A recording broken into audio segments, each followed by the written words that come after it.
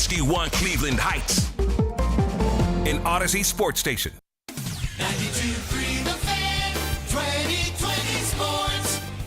This 2020 Sports brought to you by Havana's Choice Cigars, Twinsburg, hosting Rocky Patel, the premier cigar event featuring RP 30th anniversary, Friday, March 6th at 5 p.m. Cavaliers guard James Harden did not play last night in the game against Milwaukee. Harden dealing with a non-displaced fracture of his tip of his right thumb. Harden injured during Tuesday night's win against New York. Also, Donovan Mitchell out last night, strained right groin. And Evan Mobley didn't play because of a sore left calf. Now, with the Cavs being shorthanded, Jarrett Allen tried to carry the load in Milwaukee, and for a while it appeared the mighty Fro had gotten the Cavs into overtime against the Bucks. Schroeder is pressured by Rollins. Wants some help here. Rollins leaning on Schroeder. 5 seconds left. Schroeder drives, puts it up. No. Tipped by Tyson. Tipped by Allen. Allen gets it off. Did he get it off in time? Is the question. Yes. They're going to count it. Oh, mercy. Jarrett Allen, if it counts, we are headed to overtime. After review, it would be no basket. The ball is going into the offensive person's hands. The Kersey Cavs, FanDuel Sports Network, Ohio, and the Cavs end up losing 118-116. Allen a double-double, 27 points, 11 rebounds. Dennis Schroeder had 26 points but missed a layup, which would have tied the game at the end of regulation. Jalen Tyson also a double-double for the Cavs, 14 points and 10 boards. New Browns head coach Todd Monken says there's going to be an open competition to find out who the starting quarterback is going to be. However, Monken said he believes Shedeur Sanders has what it takes to eventually become a number one. Monken added that he's tried to talk with Joel Bitonio about coming back for a 13th season, but Bitonio is still thinking about his future, whether he wants to come back or finally call it a career. Guardians in Goodyear yesterday lose to the Rangers 11-4. Slade Ciccone got the start, gives up 3 hits over 2 scoreless innings. In the loss, Jose Ramirez solo home run, his second of the spring. Stephen Kwan goes 1 for 3 and made his first start in center field this spring. Chase Delauter scratched from the lineup prior to Wednesday's game because of lower body soreness. On the ice last night, Cleveland Monsters double up the Rochester Americans 4-2. You can now find 92.3 The Fan on YouTube. Subscribe to our YouTube channel. Get the best content from our shows each and every weekday. That's 92.3 The Fan on YouTube. Headline sports news every 20 minutes right here on 92.3 The Fan. From the University Hospital Sports Desk, I'm Jeff Thomas. Up next, half of the Ken Carman Show and Anthony Lima here on 92.3 The Fan. The afternoon drive. Not that like 6.5 is something to write home about, though. No, let's not get this mistaken. If you were a 5-win team last year and nothing has changed today, being on the track for more wins, I think, is an interesting kind of take from Vegas. Before free agency, before trades, before the combine, and certainly before the draft, they expect to be one of the 8 worst teams or one of the 5 worst teams, and you can change that math in free agency and trades and draft really easily. Like, can you? I'm just trying to figure out where they found the extra 1.5. Maybe they're big Monken guys. That's what I want to know. Is it like, because clearly Vegas, the only thing that's changed with this Browns team in the time that the season has ended till now is Stefanski being the head coach. The afternoon drive. Weekdays starting at 2. We are Sports Radio 92.3 The Fan. The Ken Carman Show with Anthony Lima. We didn't play a good defense down the stretch, and even during the whole game, our defense wasn't the top notch like it usually is, and they took advantage of that. Same energy as always. Try to go and take advantage of the opportunities and try to win the basketball game. Schroeder is pressured by Rollins. Wants some help here. Rollins leaning on Schroeder. 5 seconds left. Schroeder drives, puts it up. No. Tipped by Tyson. Tipped by Allen. Allen gets it off. Did he get it off in time? Is the question. Yes. They're going to count it. Oh, mercy. Jarrett Allen, if it counts, we are headed to overtime. After review, it would be no basket. The ball is going into the offensive person's hands. It is 0. The Ken Carman Show with Anthony Lima. This is Cleveland Sports Radio 92.3 The Fan. Well, good morning. That sucks. Audio courtesy of FanDuel TV. Hello. Hello, Kenny. I'm not upset. Should I be upset? Not upset. Not upset? Well, you upset? I was upset about something I heard before the game. Well, you're upset about that. Well, either way. You're upset about that maybe a little bit, but, I mean, I think our attention turns to James Harden. Isn't that what it does? Yeah. Okay. Thank you. Yeah, although it was nice to see, like, Keon Ellis and Schroeder play as well as they are. Like, those guys are going to be bona fide. Uh-huh. You know, the one thing about Ellis I didn't know because, you know, it wasn't like there was a huge track record of playoff success. What is this going to be like on a good team that's contending, that your minutes mean something every time you're on the floor? Because when you're on Sacramento, every minute on the floor does not mean something. So that's a huge, huge difference.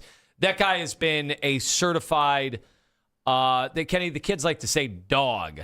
They like to say certified dog. Wait a minute. Hold on.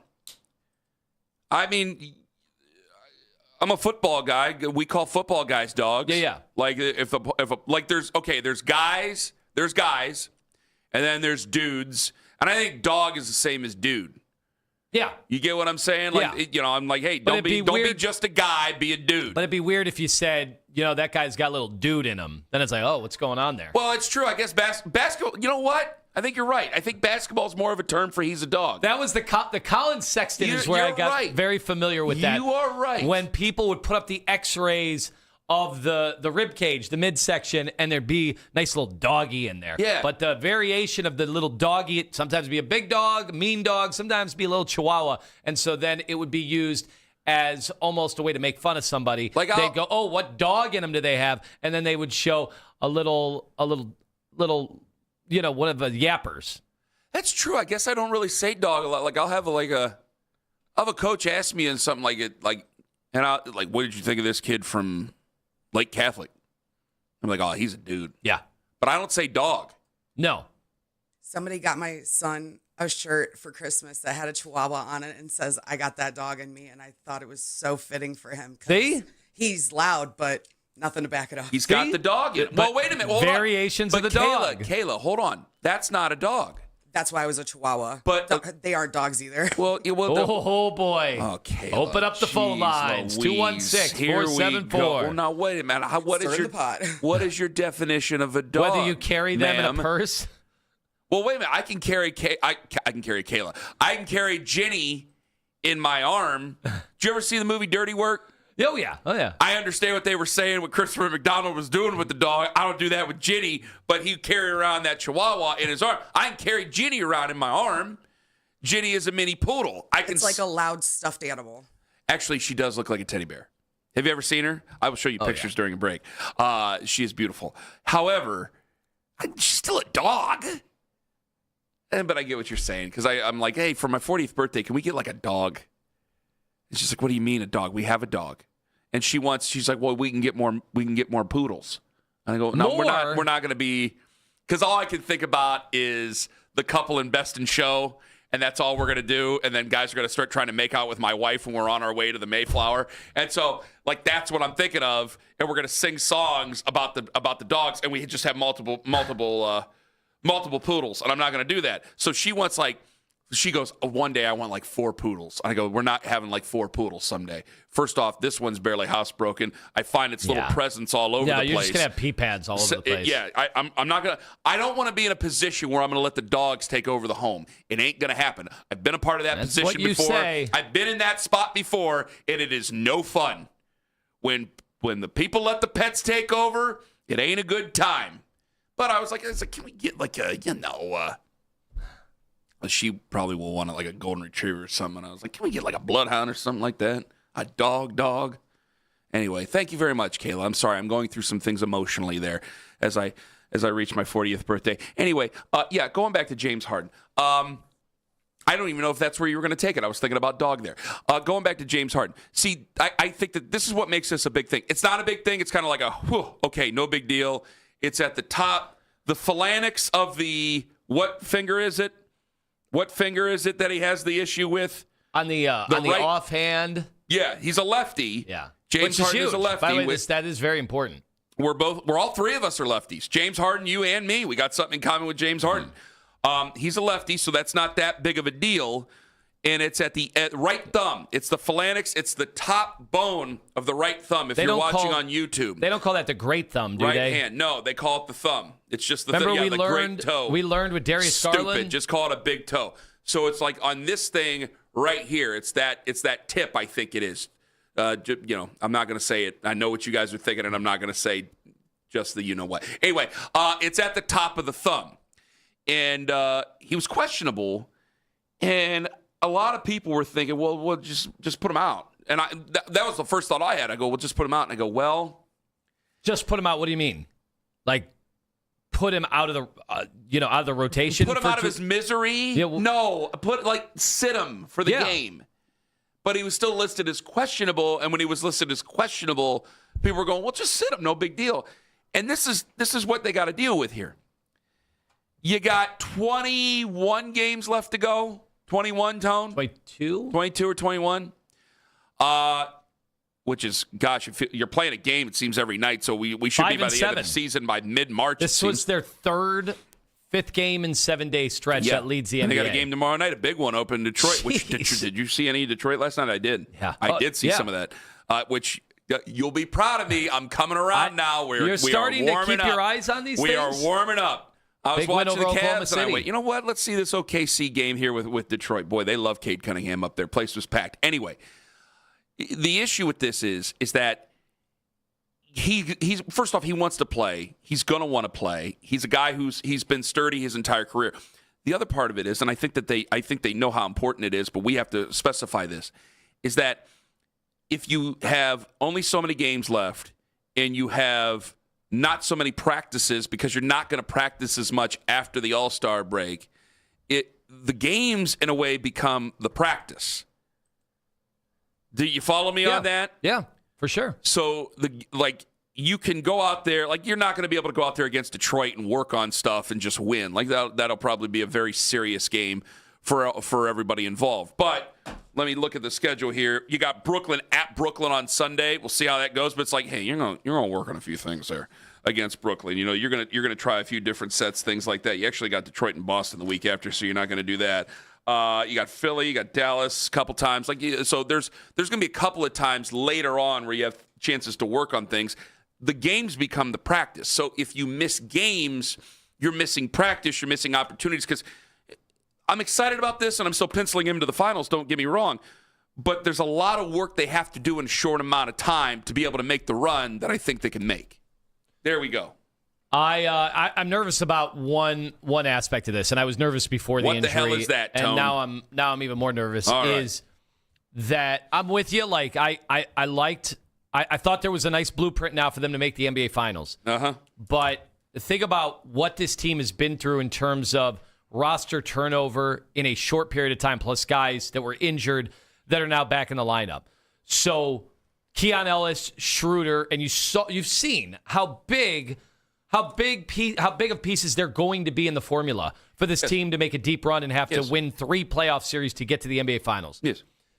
And obviously Harden is somebody who's I call him a basketball genius, but he also is somebody who's going to have the ball in his hands, and they've got to get acclimated to that. And he actually has not had the ball in his hands as much as I think he might in some of the playoff games. We'll check in, we'll zoom in on the usage when we get closer.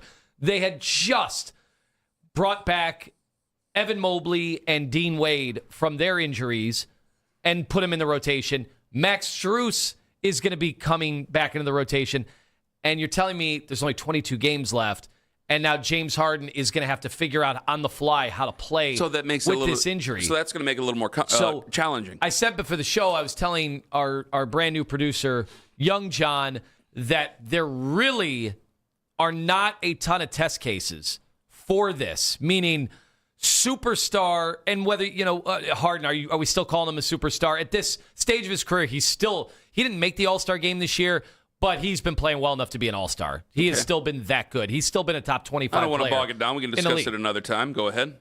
There isn't a huge track record of guys this late in the season getting traded for on a contender and having it work.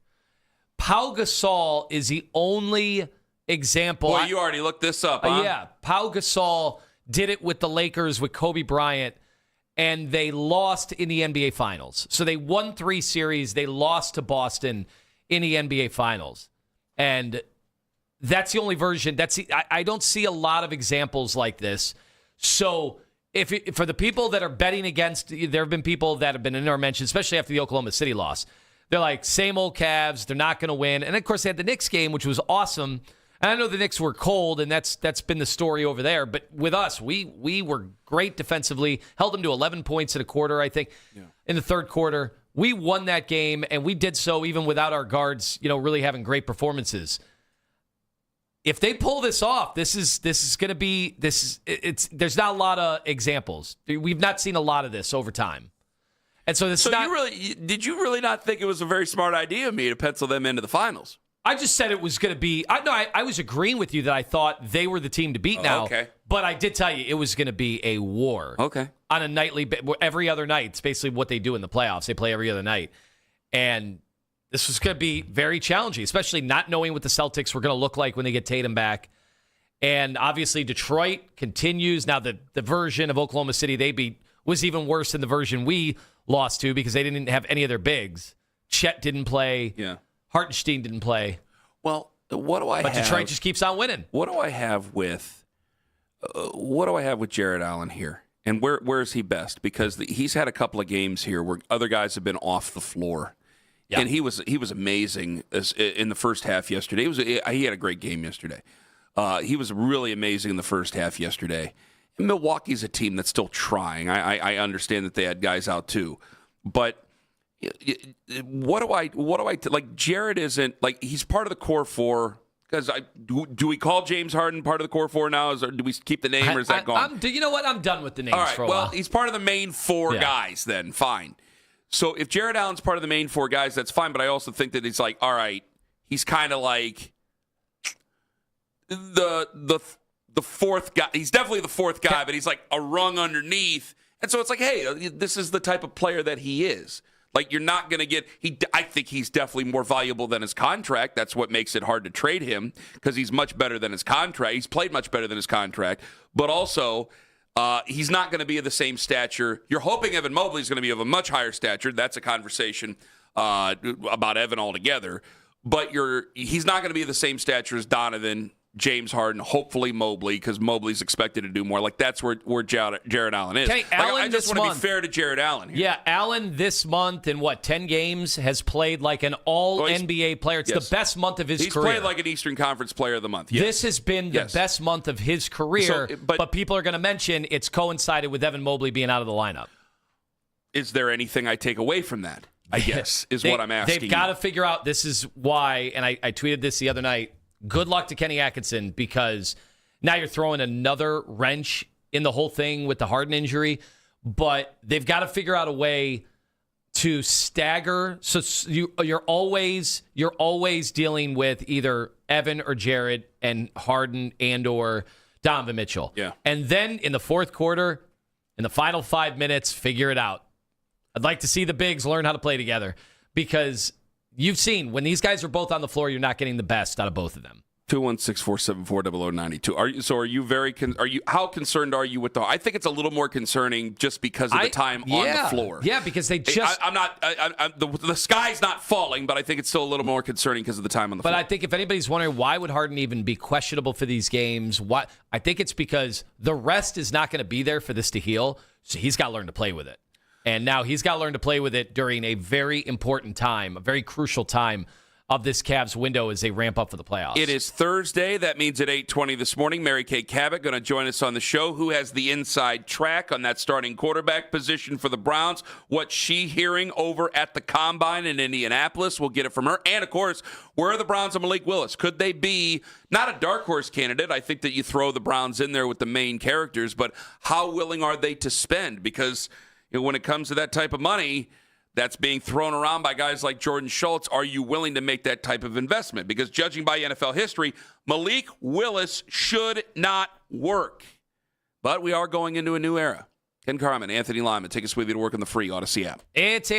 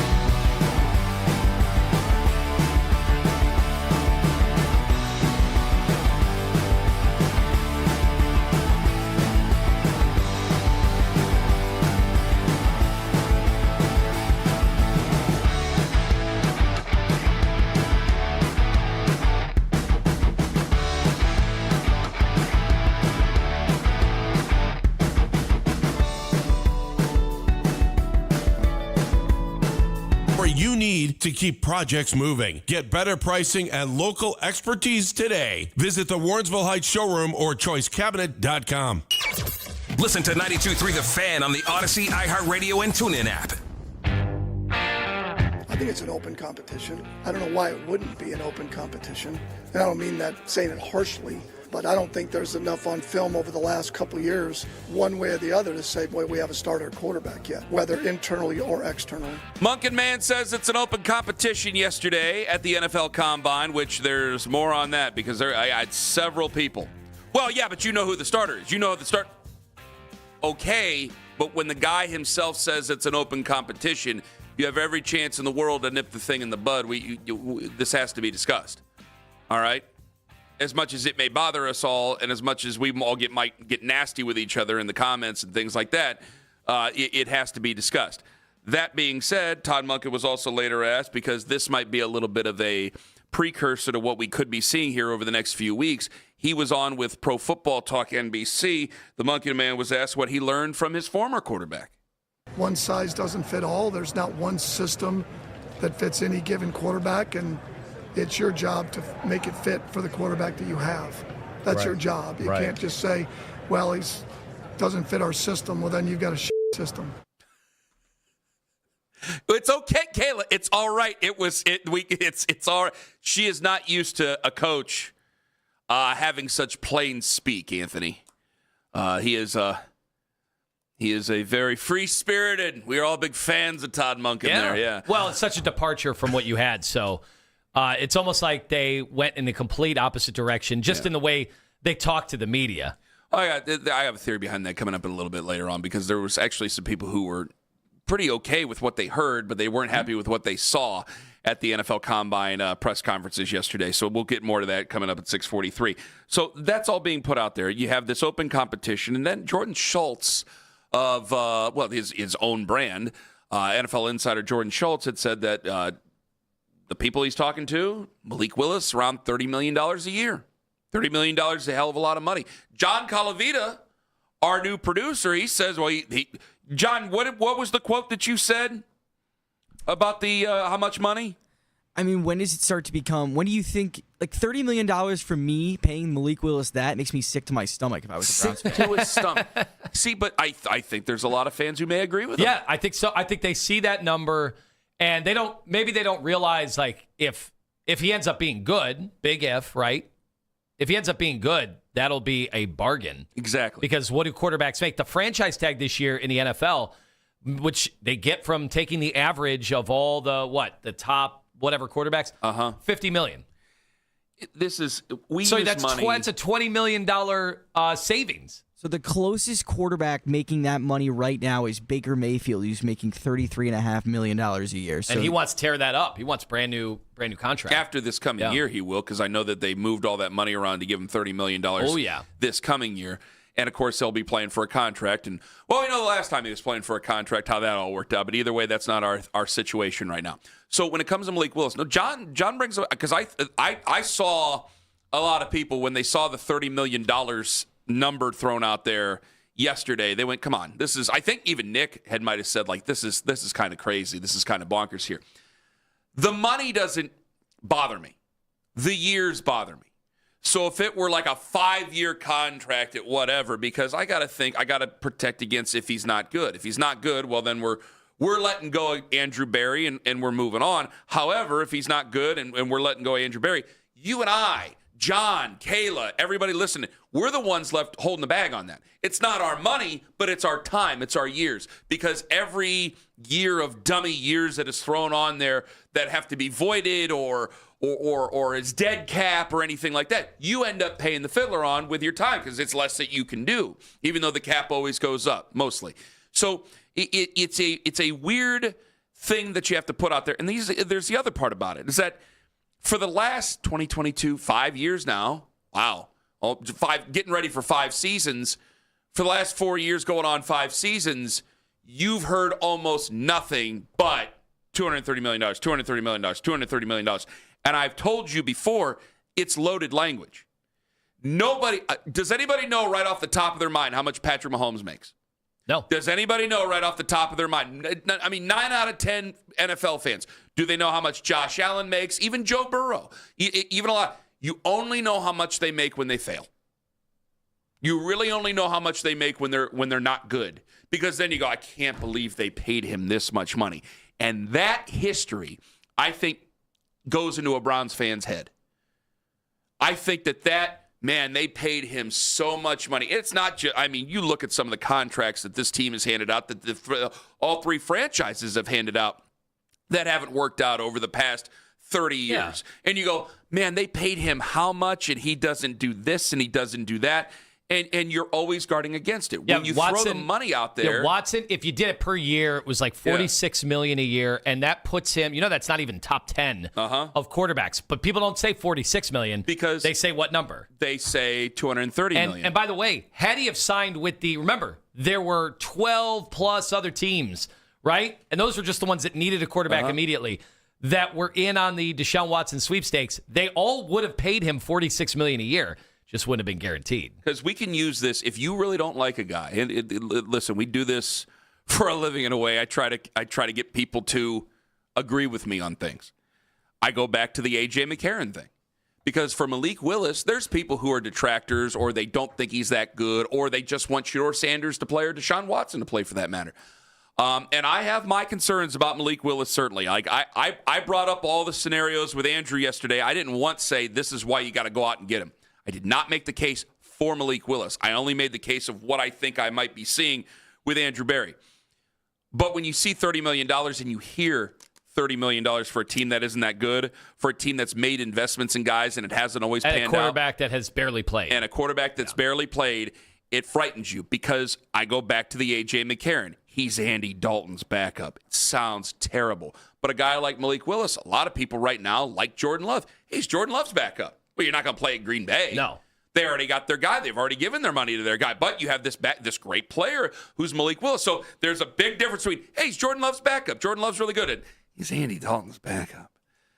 There's a big difference between, hey, paying him what he's worth. What's the money? And $30 million it comes at a perfect time, because the last two times anybody in the NFL has seen Malik Willis, it was on national television. It was in the cold. It was in must-win games. And while he didn't win those games, he played lights out. Like, nobody disagrees that he played lights out. Is money... You like Malik Willis. Do you want to go get Malik Willis? I've said that I think that is a plan that makes sense to me, because especially when the cap people have broken it down, how you could structure the contract where it does not put the Browns in any kind of hell. I can't pussyfoot around it anymore. Let me just say it. If you want to go get him, which doesn't sound like I'm saying much, but let me tell you this. I think he's only going to cost you money. I don't care about the money. I don't think he's going to cost you very many years. You still get all your draft picks. You are more than likely, if you really, really, really, truly believe, I hate, and I hope that we all knew this. Now I'm going to get emotional. I hope we all understood through the month it took to hire Todd Monken how much a coaching search sucks. I hope we understand that of all the things you think we're lying about, I hate looking for new coaches. And the thing I hate more than looking for new coaches is looking for general managers, because it's even more of an agent game. It's all philosophical. There's nothing there that you can really put and go, unless you know the person dead on. There's nothing there that you can say this person's worth it. So you know what? As much as we are critical of Andrew Berry, and I think that there's been 5 drafts of a couple of drafts are bad, and 1 draft are really, really good. This last draft was really, really good, and obviously it's the one that saved him. I don't want Andrew Berry to have to get fired. I want this to work out. I really, really, really, really do. So if you think that he can help, it ain't costing me draft picks. It ain't costing me many years. It ain't costing me nothing but money. So go out and get the guy. It ain't beating nobody if you really believe that he can do it for you. And if he's there's bad, a lot of things that I've watched over. I'm sorry. There's a lot of things I've watched over the last couple of weeks since you and I got in the argument about Malik Willis. I've watched every game that he could possibly play now. There's a lot of things like, okay, there's talent in there. There's a guy, if you really wanted to believe in him, that's a guy who might might get you going. Well, and if it doesn't work, it doesn't sink you for 5 years. That's what I'm pointing out. Like when it comes to some of the other ones, like, man, this cost me picks. Like the Ty Simpson, it's not just a pick this year in the first round. It's next year's rookie class. It's also money doesn't count, but it's next year's rookie class. It might even be the rookie class after that because he might be good enough to just kind of get you to the middle where you're here, but you're not there. And the comparable contract, like Justin Fields, I know it was 20, and it's a year later, so you have to take that into consideration. But I'm glad you brought him up. Hold on. But already the Jets have moved on. Like it was quick as you could possibly move on. So the notion that if Malik Willis isn't good, isn't as advertised, or it just turns out, or he gets injured or something like that, it doesn't ruin you at all. You could literally go back into the draft next year and take a quarterback. Justin Fields, God, I'm glad you brought this up, and I end up doing this on the fly. I want to ask everybody, 216-474-0092. When you're at $30 million, are you going, I'm out, or does it not matter for a guy like Malik Willis? And I tell you what, if you love Shedeur Sanders or Deshaun Watson or even Dylan Gabriel more, you go right on ahead and let me know, all right? Let me know. Because I go back to 2021 when Justin Fields was taken by the Bears. Justin Fields was the 11th overall pick by the Chicago Bears. I'm willing to say by this time he might end up being like a guy like Ty Simpson, might end up being like next round. They went through 2022, 2023, and yeah, they ended up with their guy, with Caleb Williams here over the last couple of years. But did you have to go through all that fight? Did you have to go through all that fuss? Because they fought each other over Justin Fields and how good he was. And honestly, it might as well just have been a big, fat waste of time for Bears fans over 3 years. Now, you can go and get other players and build your team. You don't have to not pick other players, but if you ain't got the quarterback, we ain't doing nothing. This is why the picks, I'm concerned about picks. I'm concerned about years. Money, $30 million a year, ain't my money. I don't give a damn. Man's getting rich. I'm not looking in Malik Willis's pockets. I do not care. The only thing I care about is if Andrew Berry thinks he's good and he sucks, that's on Andrew Berry. So if you want him, go ahead and get him, because there is some gold in them there hills. 216-474-0092. Ken Carman, Anthony Lima, and some Browns fans, boy, they certainly didn't have a problem with what they heard yesterday, but they had a problem with what they saw. I'll explain in 5 on the Fan. Window Nation.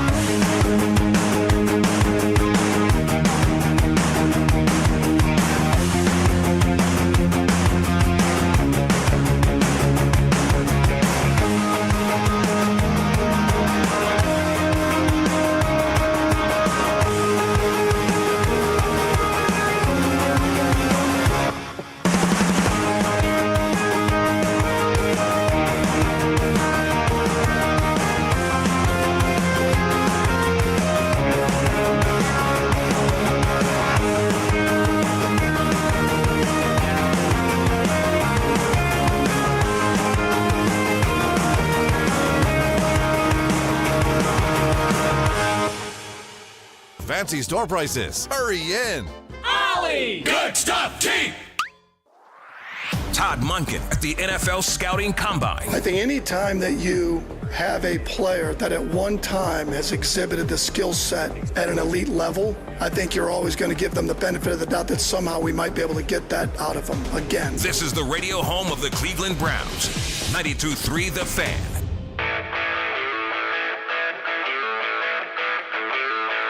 There is something that I hate. I hate what I'm doing right now, and I have to apologize because I call everybody else out for it, and I got to call myself out for it. All right? I'm going to do it here in just a couple of moments, okay?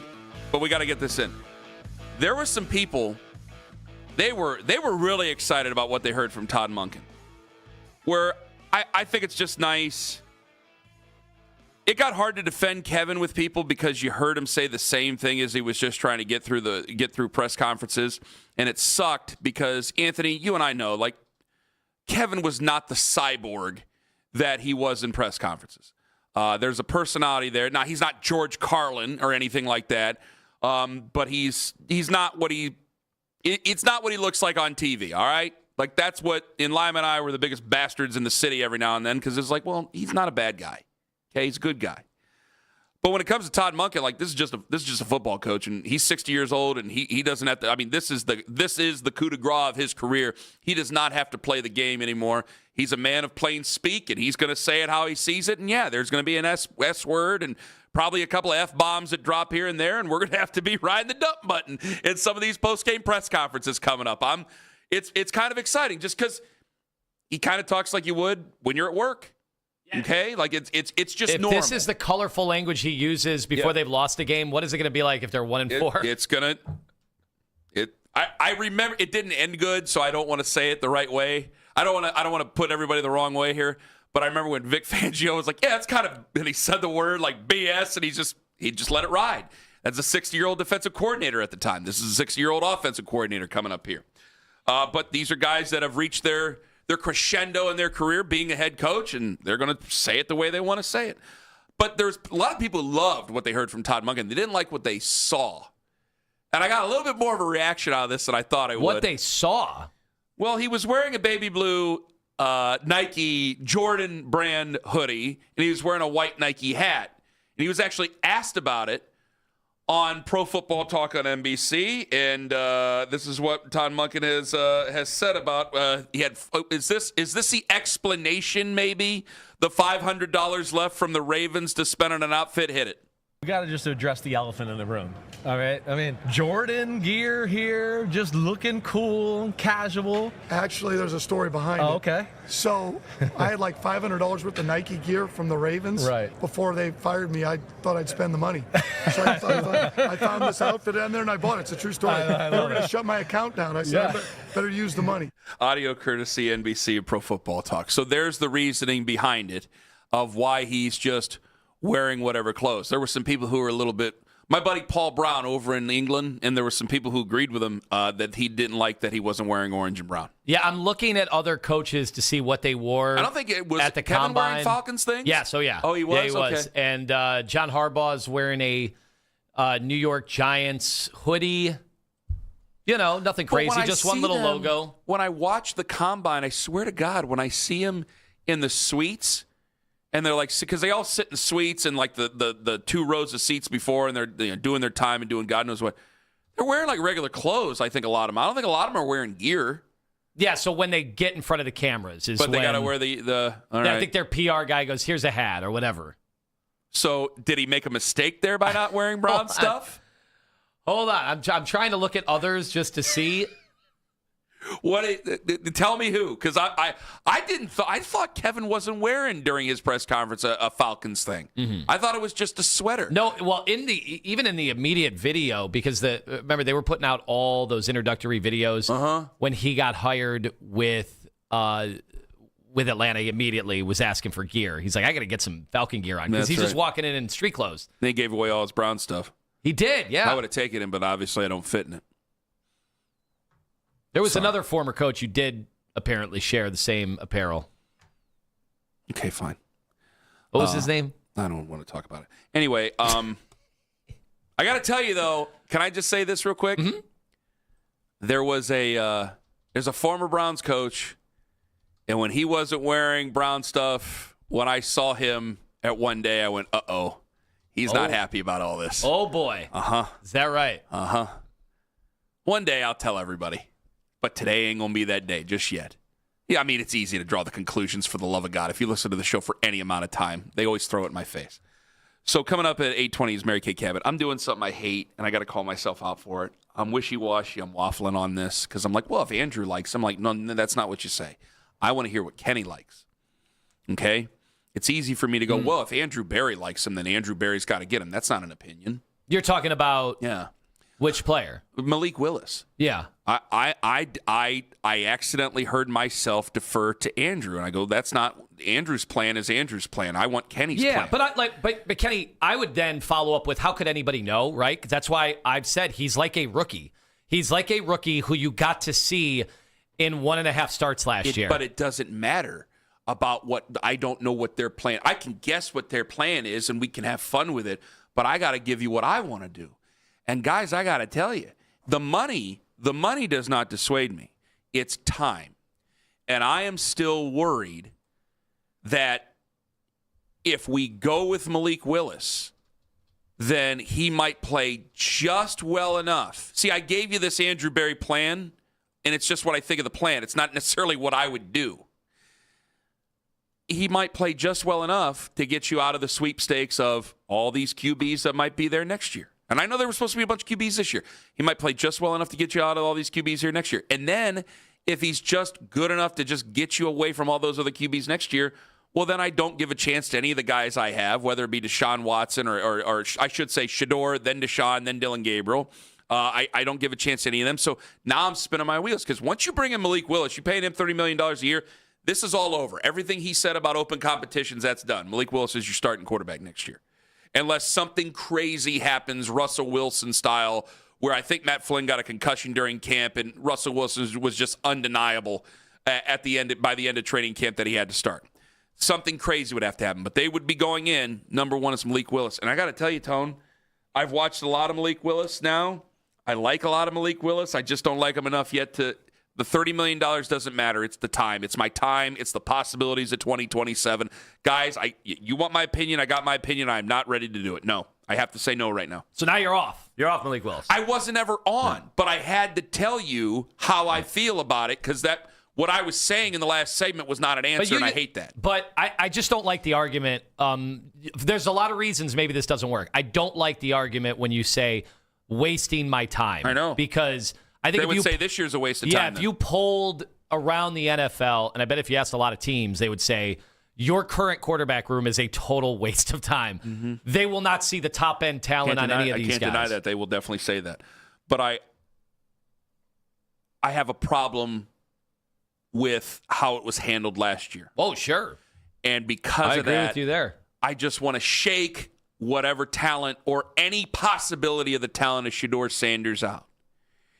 And so if I can shake it out and we get to week 4 of the season, it's like, this guy ain't got nothing. Fine. Play Deshaun. Fine. But I know that if you go and you get Malik Willis, that's it. That closes this door. If you get Malik Willis, we're going to be taking phone calls from people who are Shador fans saying, trade him, get rid of him, cut him, whatever you need to do. They want him out of here. You've never been fair to him. You've never taken this seriously. This was an insult to us. This was an insult to him, this, that, and the other. And in a lot of ways, they may very well be right. Because, again, when you're throwing to trash cans in training camp, how else am I supposed to say that was a completely fair thing? So I know what I'm getting into with Malik Willis, and that's why I'm like, man, I know that sounds contradictory. I don't want to waste my time. And if I don't feel that he can be the top-end quarterback, because he's going to have to deal with a lot of crap this year. You can't just fix this offense in one offseason. It's going to take a couple. He's going to have to deal with it, and I just don't think he's got that in him. That's fair. Yeah, he's barely played. I just don't believe yet. I just don't trust that he's got that in him. Talk me into him. 216-474-0092. Ken Carman, Anthony Lima, Mary Kay Cabot, 820 on the Fan. Peter and Company.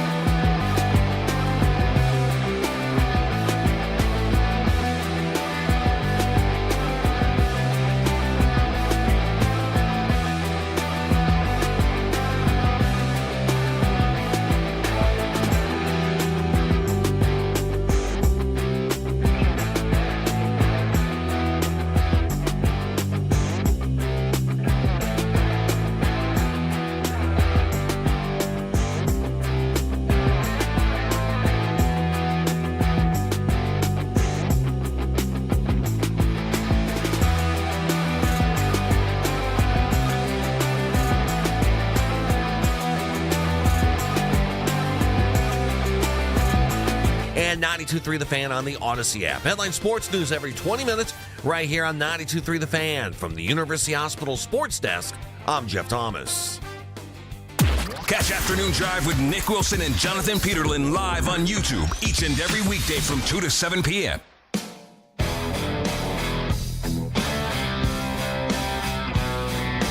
Make sure you watch us on YouTube Live, because I know a lot of people in the YouTube Live chat hate what I'm saying right now. You're going to really hate what I'm about to say. Todd Monken, obviously he had his press availability yesterday.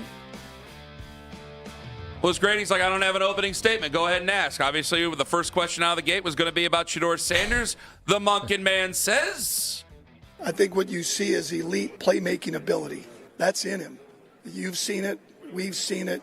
You saw it in college. You saw it on tape last year. Sure, there's a ways to go, but, I mean, what first-year player doesn't have a long way to go? So I'm excited to get started with him and all of our quarterbacks and all of our players. now, wait a minute. You got another quarterback in there, Todd. You got a guy like Deshaun Watson. What about Deshaun? I don't know. You'll have to ask him. I don't know how he'll view that. I know that I'm excited to work with him. I'm excited to work with all of our players on the roster. That's what you're paid to do as a coach. Just like Andrew's going to trust what we call on 4th and 1. I'm going to trust him that we're going to put an elite roster together. Allows us to build a consistent winner. Now, come on, Todd. You got to give me more than that. Here as it is, courtesy of NBC on Deshaun Watson. And then you have Deshaun, who at one time played at an elite level. Where he's at now, it's hard to say. Probably his best game he played in recent memory was 23 at Baltimore. Right. Where he won the game and then got hurt. Yeah. So obviously being able to keep him healthy and on the field, I don't think you lose that part of playmaking ability, play the game of football. Yeah. Now it's just a matter of what will we see here in a few weeks. Right. And I'm excited to get a chance to work with him because we've seen it. He's excited to work with Shedeur. He's excited to work with Deshaun. He said a little bit he's excited to work with Dylan. Throw another log on the fire. Says he's good at 3 different teams, but used elite. I mean, I thought this quarterback room was one of the worst in the NFL. He says 2 of the guys are elite. Well, this is why some of these things Sounds are like one of the best quarterback rooms of all time. That's why some of the people in the YouTube chat are going to really hate what I'm about to say coming up here in a moment. Because, Todd, you say all these things, but then again, you say we needed an upgrade at every position, including... We're always trying to upgrade every position. That's not the only position. I know it's the position everybody wants to talk about, and I get it. I get it. I'm excited about Shedeur. I'm excited about Deshaun and Dylan. I'm excited about the prospects, not only in free agency, but also in the draft. And we'll see where it all falls. I mean, ultimately, you've got to do whatever you need to do, especially at that position, to put yourself in a position to score points. That exactly is why Malik Willis has a conversation. That exactly is why all the other quarterbacks who I don't even want to talk about are a conversation for them. So we have 2 elite guys and another guy who did it on all these other teams, and nobody does that. And yet now we're trying to upgrade from that. Man, he has a high bar. Sounds like he's looking for Patrick Mahomes, but I don't even think Patrick Mahomes last season, I think Monk could be like, that wasn't elite. We need elite. It's an open competition, is it not? So this is my issue here. My leader in the clubhouse, because, hey, Malik Willis is out there. I got to go and I got to beg Malik Willis for money, with money, right? Fine. I know who I have under contract. I have Shedeur, Deshaun, Dylan.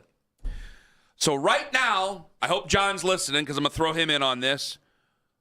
Because he said in the audio here yesterday that OTAs, I think, well, he didn't say it like you can read the tea leaves there, but he wants to, by training camp, have the person who gets the most reps, they're going to be QB1, and they said they're going to figure that out in OTA. So if you thought that the first-team reps didn't matter anymore, buddy, you are about to learn a harsh lesson in OTAs. In the open session that we may have coming up, who is your starting quarterback of the QBs we have? Who's your starting quarterback going into the year? Going into OTAs. Of the QBs we have right now, who's your starting quarterback? It's probably Shedeur. Okay, that's not but with really no level of certainty. Full-throated endorsement there. I it's wanted the to know of that. Anthony Lima's number 1 quarterback going into the season. If it's just this room, it's probably Shedeur. Okay, let's get to John. John, who's yours? If Deshaun is still injured, Shedeur is the starter. But if Deshaun is healthy, I think you got to go 1A, 1B. I think Deshaun has been relatively healthy since the end of the season. He could have played last year. Well, that's your opinion, not the Browns. So I got a guy who, hey, I saw him with my very own eyes. Remember, I told you he was running like the wind out there in the field house. They were making the videos, and he was doing the turns and doing all the things with the towels and all that other stuff. And I'm thinking, here we go. You're doing the circle thing. You're throwing. You're doing the motions and things like that. I go, man, he's really good at working out. You're going to be upset. I would pick Shedeur, but I also had a guy who at one point was an MVP level quarterback. Are you ever bad at working out? If I'm predicting, I would want Shedeur because I like him more than I like Deshaun Watson, clearly. Okay? But I got to go based on talent, based on play. I think Deshaun might end up being the guy who ends up being number one.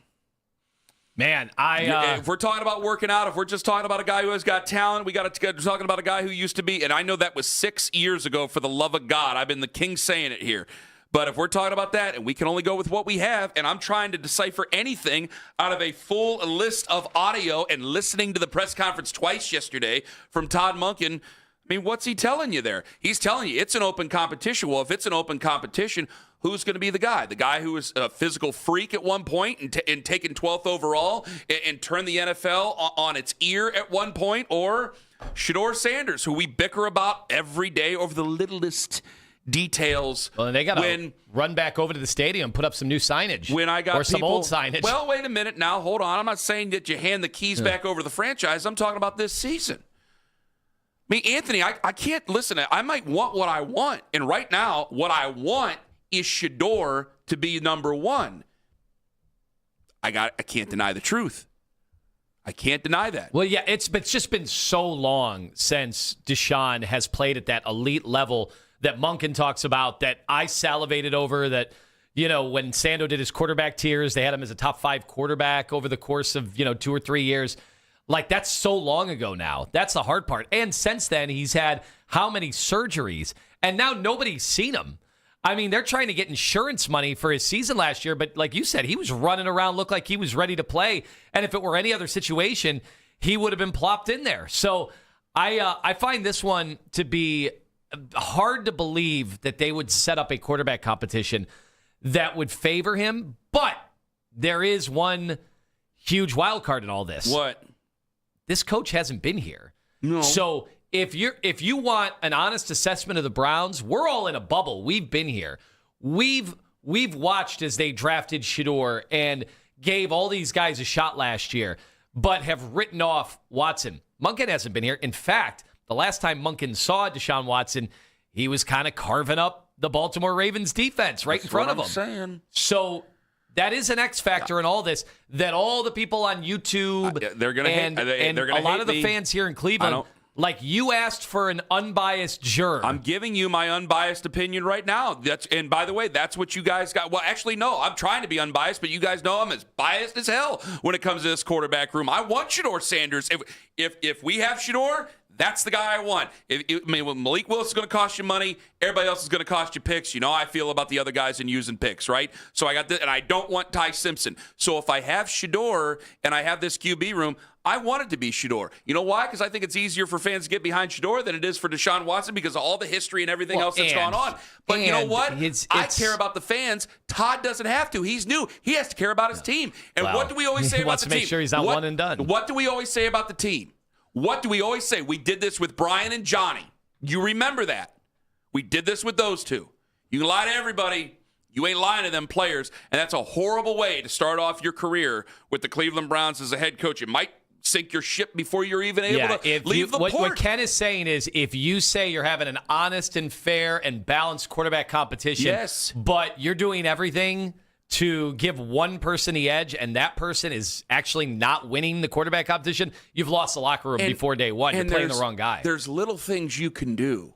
These things are always worked around. There's little things you can do to always, hey, we took this guy. This is the way it is. We want him to have the inside edge of things, obviously.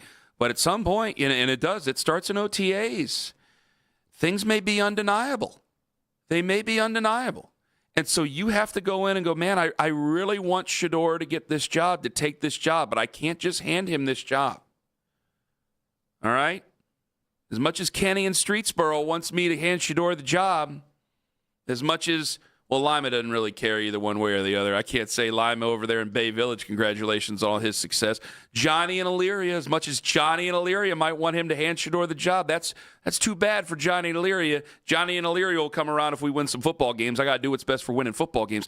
And damn it, I'm just looking at the pedigree of one and the pedigree of the other. How can I deny it? The one guy's been through a bunch of injuries, but obviously, if he were limping around, they would have taken the insurance and we would have all moved on. Right? Thank you. 216-474-0092. Dave in Cleveland. Dave, good morning. Hey, good morning, Ken. Good morning, Lima. Hi. Hey, Ken, can you just give up the shtick with Shedeur Sanders? If he wore any other color jersey, you would say that he's been a huge disappointment. There's nothing different. No, I wouldn't. Yes, you would. No, I He had wouldn't. two throws this year, one versus Pittsburgh, one versus Vegas. Why would I call him a disappointment if he played for the Tennessee Titans? I'd call him a disappointment. I'd call a fifth-round pick who played at the end of a season on a team that wasn't going anywhere. I'd call him a disappointment, Dave. What's the difference between him and Dylan Gabriel? One guy was taken in the third. One guy was a complete waste of time. This guy, I don't know if he's a full waste of time yet. Okay. Well, it's pretty clear that he's a full waste of time. He's had the worst QBR in the last 15 years wearing a Browns jersey. Just give it up. It was worse than Dylan's? So who am I supposed to put in there? Hard to believe. Literally anybody. No, it's not literally anybody. I need an answer from you. See, you're calling me out on Shedeur, so I need to call you out. Ford needs to play next year. That's. And what did I just say over the last 13 minutes about Deshaun Watson winning the quarterback job? You're open to it, which is fine. Okay, so what's your problem? You need to stop pushing the Shedeur narrative. No, I'm going to keep pushing the Shedeur narrative. Thank you very much. That's what I'm going to keep doing. All right, Ken. Thank you very much, Dave. Thank you very much. I don't even think you've been. That. I don't even think you've been pushing a Shedeur narrative. No, you've never said like this guy's the future. Oh. Like you're nowhere near as high on him as like we were on Baker after we saw his first year. No, certainly not. But I'm going to keep pushing the Shedeur narrative. I don't want to talk about Deshaun Watson. I've had 4 years of terrible memories with Deshaun Watson. I just sit there and have arguments over fans cheering for him being injured on the football field. You guys think I want to sit here and talk about Deshaun Watson? I'm sorry, guys. I'll tell you my biases right up front. If Dave wants to come in here, I'll shake his hand, look him in the eye, and I'll have a civilized conversation with Dave and tell him that, yes, I am absolutely, in this QB room, I am absolutely biased for Shedeur Sanders. And there's no doubt, Please. like, of the two guys, one guy came in here and embraced Cleveland. Yeah. I don't really think Deshaun did a good job of that at all. I had a bunch of people. I'm glad you brought this up because one of the things that I was a little bit worried about, let's take it up to 18 if we can, Kayla. I'm sorry. Is that I have one guy who I go, boy, if you let him play and he actually plays really, really well, then we might have to elongate this. And I had a bunch of people, and I think they're right. I'm the same guy who says, I don't even think he wants to be here. I don't think he wanted to be here. He just signed here for money. And I think 99% of Browns fans know that's true. And also, I got a good one for you. And a bunch of people goes, Kenny, if he plays well, he ain't staying. He's going to get the hell out of here on the first thing smoking. I go, you guys are probably right because he doesn't like being here. I got a good quandary for you. So I want to sit here and have conversations about that guy? What if I guaranteed you Deshaun Watson played well enough this year to get you to the playoffs with this world-class defense that we're expecting? Uh-huh. And they get into the playoffs at like 9 wins, but you have to sign him to a new contract. I bet you Browns fans would say, you know what? No, I'm good not making the playoffs this year so we can turn the page. Yes. Again, time wasted. Well, because that's a brand new commitment. Let me think about that. You get this team to, can you give me 10 wins? I said 9. Okay, because if you get to 10 wins, I'm like, boy, they don't have anything on offense, really. I mean, they got Harold Fannin Jr. and Quinshon Judkins is coming back from a serious injury, but it wasn't with ligaments, so hopefully he'll be okay. Jerry Jeudy, who the hell knows with him, and hopefully we're going to pick a guy.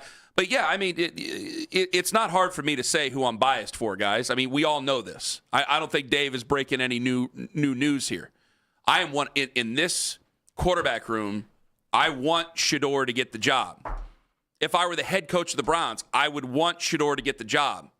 But I also know that I may very well have to accept Deshaun Watson being the best because I might only have one crack at this. And if Deshaun Watson is the best, I I'm responsible to talk to Tone and to tell you guys my opinions of things. But if I was actually the head coach of the Browns, I have to do what's right by everybody, right? And I'm not supposed to give a damn what the fans care. I'm supposed to give a damn what's going to win, because if we win, then the fans will care and they'll be on my side. But me, I talk to the fans. I care about how they feel. And we've gone through 4 years of strife and arguments and fatlock and fans nipping at each other and people calling in saying they're getting rid of their season tickets and they're never going to be fans again. And I am sick and tired of it. Hell yes, I'd rather talk about Shedeur Sanders. Anything else on that one? I'll get to you guys.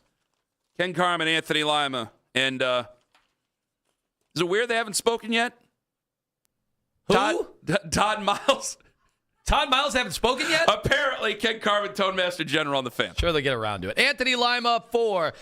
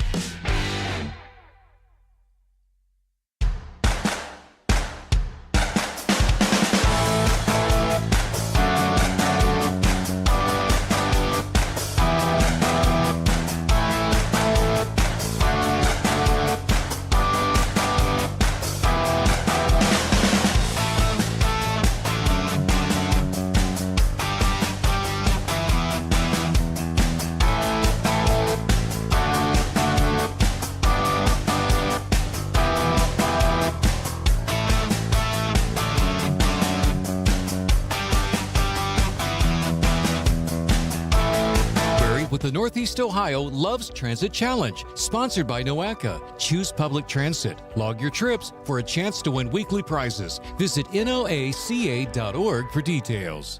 When you want the latest on the Cavs, we're the station you turn to first. 92.3 The Fan is Cleveland's home for breaking sports news. Your teams, your station.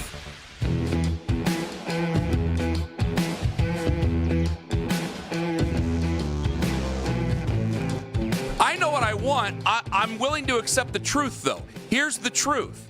Todd Monken yesterday speaking about Deshaun Watson. I think any time that you have a player that at one time has exhibited the skill set at an elite level, I think you're always going to give them the benefit of the doubt that somehow we might be able to get that out of them again. And I think that's how you should look at every player. I've said that. You guys have heard me say it. I'm going to let it play out. I think it'd be completely unfair, just like it would be in any classroom setting, be it a history exam, and all the students walk in, and before they're actually given the exam, you give them a grade. Well, how would you give them a grade? Based on male, female, race, how they look, how they're dressed? I think that's unfair. Now, you're going to have some preconceived notions, obviously, because we have prior evidence, but I don't decide who plays. The players decide who plays. I've never decided who plays. He just said it right there. He just said it right there. I hired him for a job. I didn't hire him, but they hired him for a job. But we always take possession of the team, right? As fans. They hired him for a job. He's going to decide who's best. He just said it right there. I have preconceived notions. Todd is right. I have a lot of preconceived notions based on the rant I just went on, Anthony. But I got it. He has got to do what's best for the Browns. And what did we say when he got hired? What was the text? He really likes Deshaun Watson. He's going to do what's best for what he believes is winning. And if they don't win, I'll rip him for it.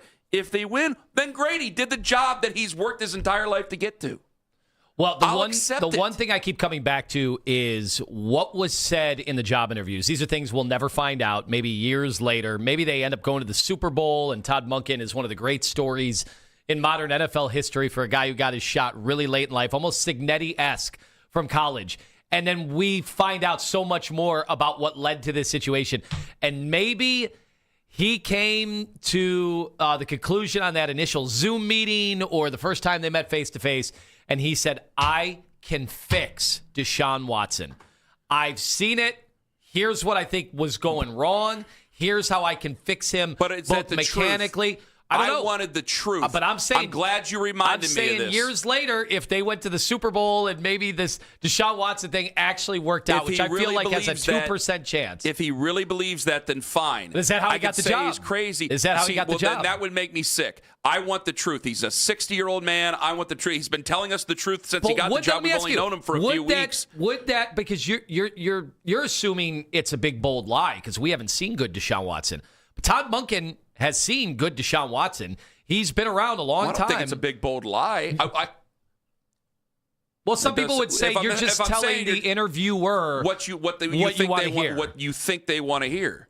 Because no one loves a sunk cost more than the Cleveland Browns. So I may line up an interview and just tell them what I think they want to hear. But Todd Monken or any head coaching candidate for that owes it to themselves and to the franchise to tell them the truth. Coaches, they are problem solvers. They want proof of concept. It's true. And there was a lot of proof of concept. I can pull up highlights from 2019, even 2020 when they lost a bunch of games. He still was completing 70% of his passes, and he was not the reason they were losing those games. You could say empty calories, but certainly Watson was not the reason that they were so bad in 2020. Remember, there was all sorts of organizational issues, and he put up 33 touchdowns, 7 interceptions. And I guarantee you somebody like Todd Monken's like, oh, I can fix him, because that's what coaches do. They're problem solvers. And so they want guys with the highest ceiling because they think, hey, if I coach them, I can get them to that ceiling. And nobody can deny who would have a higher ceiling. It's Deshaun Watson over a guy that ended up going in the 5th round, whether or not he deserved to go in the 5th round. Nobody can deny who you would say would have a higher ceiling. And maybe that also might be why the Malik Willis conversation enters at all. Because maybe he's saying, well, you know, Watson did have those elite traits. However, he's had all these surgeries. Mm-hmm. But Malik Willis, based on what I've seen in the last 2 years in very small sample size, I could take that guy to another level. Holy cow. I can build on what I just saw with the Green Bay Packers. All right.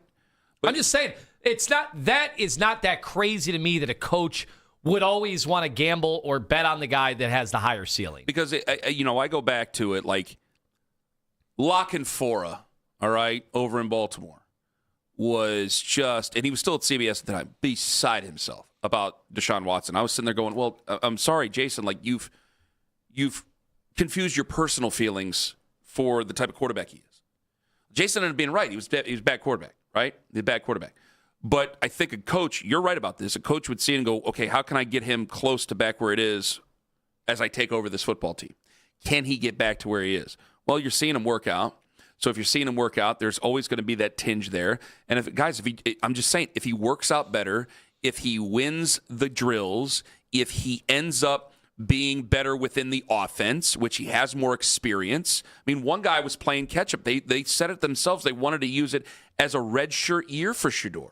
Not my words. They said it themselves to Jason. So if they were looking at it as a redshirt year for Shedeur, who's going to have an upper hand when it comes to the offense?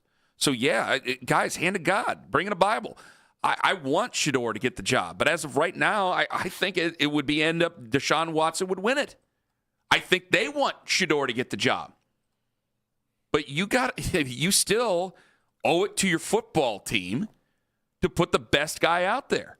And if the best guy out there ends up being the least popular one, well, I guess we just got to deal with it. And I got to hope that he's right. Because if he's not right, yeah, we're gonna rip him up and down for it. But if he's right about all this, well, then, we're going to be in a much better place, hopefully. 216-474-0092. Let me get to DJ in Cuyahoga. It says Cuyahoga Falls, I'm guessing, DJ? Yeah, it's Cuyahoga Falls. I was about to say, Cuyahoga's a pretty big area here. All right, go ahead, DJ. What do you got? Well, y'all said a lot in the last couple minutes that was different than my initial call before the commercial break. That's fine. Go ahead. Let it ride. I don't know. I tend to agree with you on the Deshaun Watson thing. Well, that's interesting. That's interesting. Not what we set out to do. No. That's interesting. Why is that? Well, one, it's a combination of what you and Lima said. I think that one, clearly the guy with the highest ceiling currently in this quarterback room is Deshaun Watson.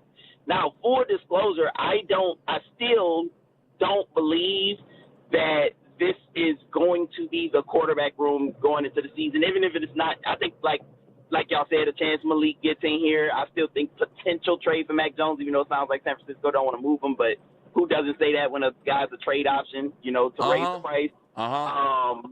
But Deshaun, I think you're right. The drills, the workouts, he's really good at. I've seen Deshaun work out in person a few times. He's really he's a supreme athlete. So getting that opportunity to see him do those type of things, and Todd, who wasn't here before, this is new for him. So this would be seeing Deshaun, and I think again with Lima is correct. You would look at Deshaun and say, I can do this. I can turn, even if he's not as bad as he was before, I could turn him into better than anything of what we have, right? I might not be able to turn him into prime Deshaun Watson. I find that really hard to believe that that's still in there anywhere, even if it's just off the surgeries alone. But if I could just turn him into a starter in this league again, I think there's a good chance that that's possibly what happened here to get Todd this job, which is scary, but honestly. So when you first called in, were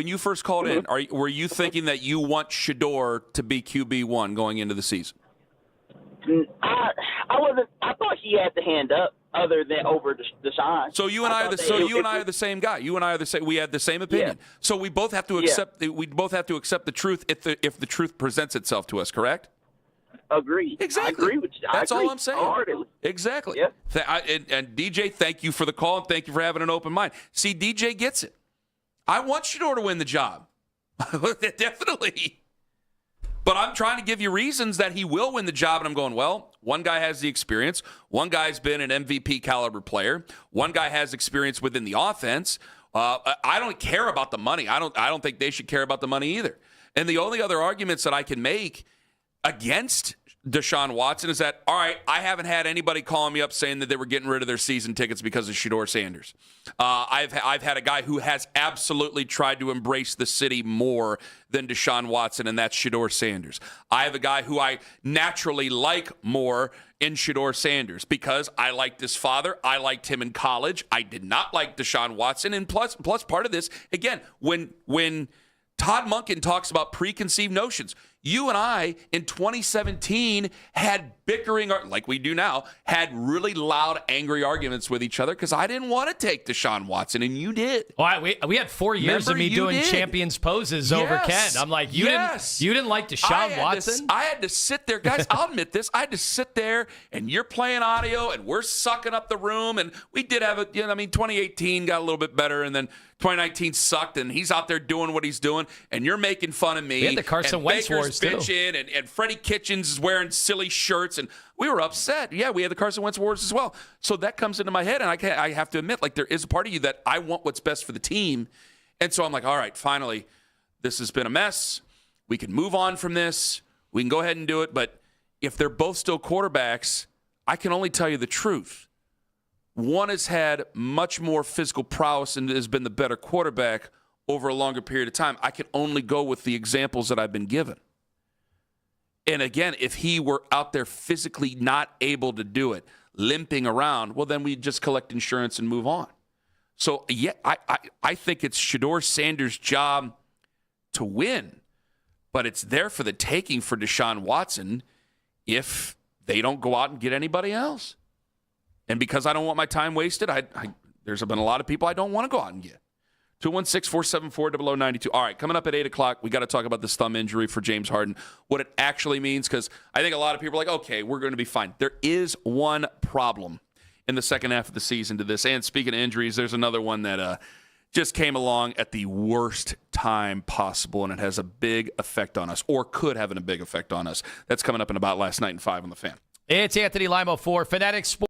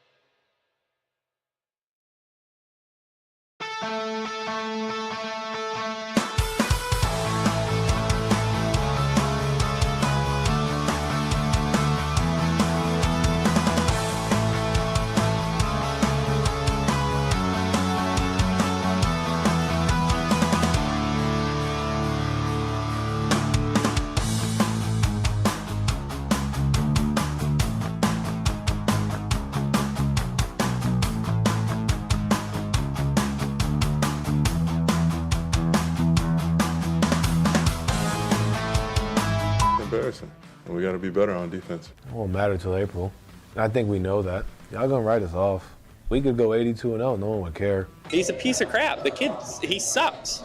He's sucked his whole career. I got rumors about him, how he couldn't please his wife, and so now he's divorced. Put a damn winning team on the field. Now the Ken Carman Show with Anthony Lima give their thoughts on what you might have missed about last night. Another spring training and another Chase Delauter injury story. The rookie was a late scratch from the Guardians lineup yesterday. Stephen Vogt says it's not necessarily the biggest deal. He doesn't anticipate him missing too much time. He was going to miss today anyway, but again, another injury for the 5th straight season. And Delauter has still yet to play a regular season game in the majors. So this sucks. This sucks just because, I mean, for a multitude of reasons. I don't want to overreact. I know they use the word precautionary, but you know, as Matt Derry says, they are the Kremlin over there when it comes to what they let out and what they don't let out when it comes to injuries, and somehow little things end up being big things. So I don't necessarily trust them over there when it comes to this stuff. So that's why I'm a bit worried. I want him to have a future. We all want him to have a future because, again, if you're not going to bring in a bunch of talent when it comes to money, you got to invest in your young guys. The young guys, like if he were up here and he just sucked like Matt Laporta, all right, like I can go at you, but I don't want to be robbed by fate. Yeah, this stinks. What, last year was sports hernia and then broke a bone in his hand too. So it's always something with him. And the thought is what's great about the beginning every year in all of our sports is guys are healthy. That's the thought. They've had all the offseason. They come and it's like a fresh coat of paint. You've got something that's ready to go, and then right out of the gates, this happens. And you're right. It's 5 straight years. Yeah. You said 5 straight years. I mean, at that point, when you said regular season game, and as I was talking, I was like, no, that can't be true. And I'm like, no, he got called up in the postseason. Right. So at that point, when it's 5 straight years, your mind, at least my mind, starts to kind of eliminate you. Kind of zero expectations. This will almost never happen. So, unfortunately, that's just the way my mind works. I hope I'm wrong. And I don't want to be mean to Matt Laporta. I'm sorry. He just wasn't good when he got up here. That's all. When they made the trade, and there was a lot expected of him because of the trade. I'm sorry. Sure. Go ahead. Former Cincinnati quarterback Brendan Sorsby is getting sued by the university for $1 million in exit fees. He's going to go play at Texas Tech this year. He's going to make between $4 and $6 million. And this has made me continue to think college football needs to become like British soccer. You have to. You have to have the tiers. And when guys get transferred from team to team, those teams have to pay for you. They have to pay for you to come. Oh, I totally agree. Like, you should have to pay the former school. I think there should be buyouts. I totally agree. Yeah, we do it with coaches. I don't know about tiers, but I totally agree with you about buyouts. We do it with coaches. You're right about that. And it's like, hey, you want the guy. You're going to have to pay $50, depending on what their agreements are. See, this is why you got to get like a 1099 thing going, and I know we got to get the federal government involved in this. Here's the other thing. You also have nonstop tampering that is year-round. Absolutely. That's the part of this that until there are penalties, like if you pull this stuff. Now, granted, there's tampering we know in the NBA, legal tampering. We know they break those rules all the time. But there is a bit of a code, and everybody talks, and you'll get in big-time trouble if you're doing stuff during the season. In college, there are no rules. There's no enforcement mechanism. And until they get a handle on that, when we say Wild Wild West, I don't even think that begins to describe how just totally up in the air all this stuff is as we're making you-know-what up on the fly. Because, and you know how I hate about how I feel about big government oversight here. But it's like, yeah, Kenny, not a day goes by. He doesn't say don't tread on me. You still need some regulations. And this is completely unregulated. So there's got to be something there because you have to be able to hold people accountable for things that they do, or this is going to continue to spin out of control with so many things. And it's okay. Ohio State fans, this is what makes it tough. Ohio State fans don't care. Yeah, you're going to be okay at Ohio State. A lot of fan bases that we care about because we're in Ohio, they don't care. But 95%, probably 97 or 98% do care. This is a big issue. Yeah, imagine if you're a fan of Iowa. Right? Or Iowa State. You pay, everybody's getting something now because... nice hoodie over there you're wearing. That's right. I'm still advertising, still marketing. But imagine if it's one of your key guys, you're only really paying like 4 guys, key guys, real money at those schools. At Ohio State, not only is everybody getting part of the share, everybody's getting big-time marketing deals. Those don't exist at other schools. Jimmy Rogers might be a good guy. I don't know. I don't have much of a relationship at all with that guy. But look at Indiana, though. Half of Indiana's team is from JMU. JMU got nothing from that. They didn't get any money from their players getting taken. Yeah. They just rebuilt, and they continue to be one of the best teams in the FBS at the Group of 5 level. But you have to find some sort of an employment agreement to be able to do these sort of things, to be able to get a transfer amount of money out of it. I love where your head's at, but we have no real CBA. We got to get we have to have some sort of an agreement for employment in a way to be able to reap those rewards. Go ahead, John. Next one is the Blue Jackets down in Columbus, Nationwide Arena, their home stadium. They need $400 million in renovations. $100 million of that is coming from unclaimed funds. Now, those are frozen right now. $600 million in unclaimed funds is going to be used for the Browns' new stadium. So what do you make of that, Ken? Because you sent that to me, and I kept looking at it, and it's just, you said maybe you tweeted the Cleveland Blue Jackets. Oh, yeah. I mean, if you can't get something done down there at Nationwide Arena, we have an arena up here that's already been refurbished and looks beautiful. We already have I'm sure they can fit another ice hockey arena over at the 200,000 square foot facility right along Cuyahoga River that John just found out about last week. Fabulous. If it don't work out, come on up. Come on We'll up. take you, right? Yeah, I mean, Columbus has been taken from us for a long time. I'd love to have something back in return. It'd be hilarious if Cleveland is one of the, handful of cities that would have 4 professional sports teams. The Olympics so far has worked. I actually only got to watch the pregame of the Utah Mammoth last night. Last night was a big sports night for me on the monitors from Extend Technologies. But I watched the Sabres and the Devils last night. Because of Jack Hughes, right? And then he brings out his teammate. It was amazing. And then I tried to see a little bit of Philadelphia and Edmonton, but they take like 4.5-minute long commercials. Like, what the hell is this?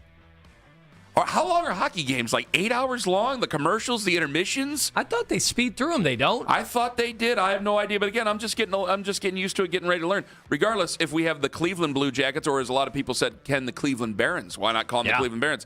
Buddy, I'm going to turn into, I was going to say grapes cherry, but there's some things he said in the past I don't know if I want to attach myself to. I'll be like Mike Lang over here. How you like that? Boom. Barry Melrose.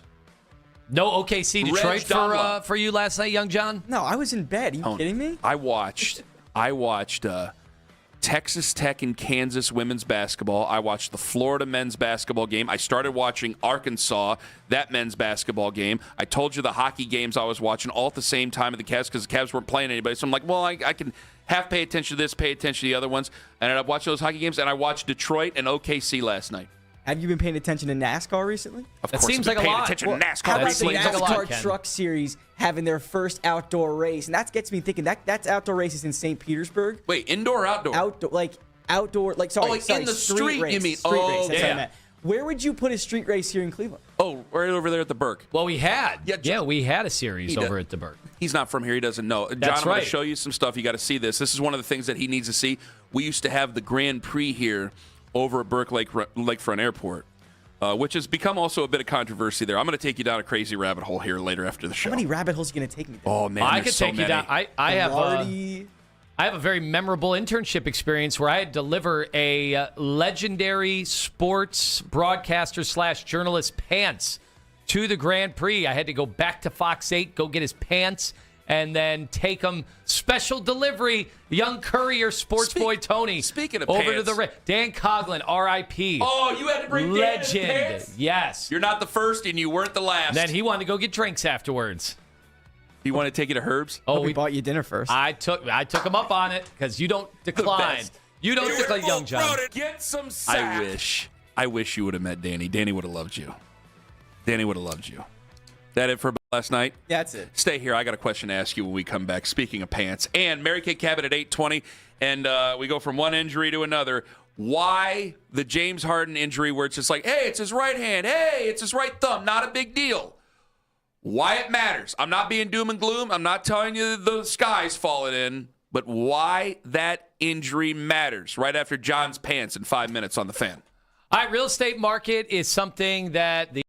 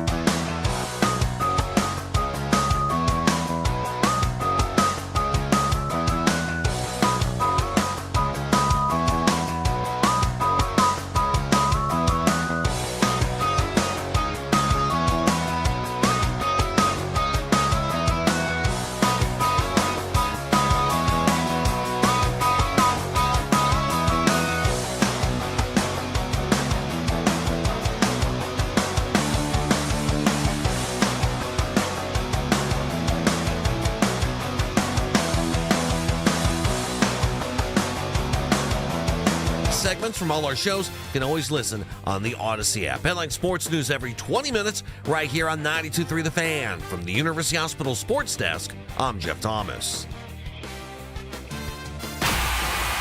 Get the latest Cavs news up until tip-off. The Afternoon Drive. Weekdays starting at 2. Cleveland's Sports Radio. 92.3 The Fan.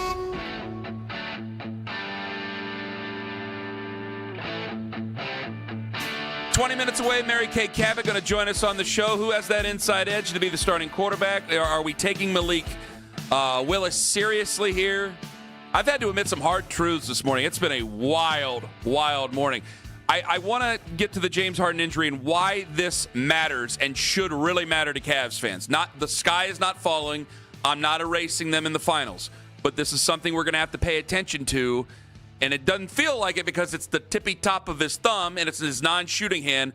But why that matters coming up here momentarily. However, you mentioned about last night, Anthony. At one point when you were an intern at Fox 8, you had to get the late great Danny Coughlin's pants. Oh yeah, and bring him his pants. Danny misplaces pants all the time, and you had to take his pants to him. And it reminded me that John. I'm not trying to be the pants police here, but John, your reasoning is interesting. So Lima went upstairs and he sent us a picture, and it's just John's jeans folded, sitting on the ground, sitting on the floor. And I went, that's interesting. And he's wearing sweatpants. And today you were wearing sweatpants, and then I saw you jog down the hallway. John never walks. He just sprints everywhere he goes.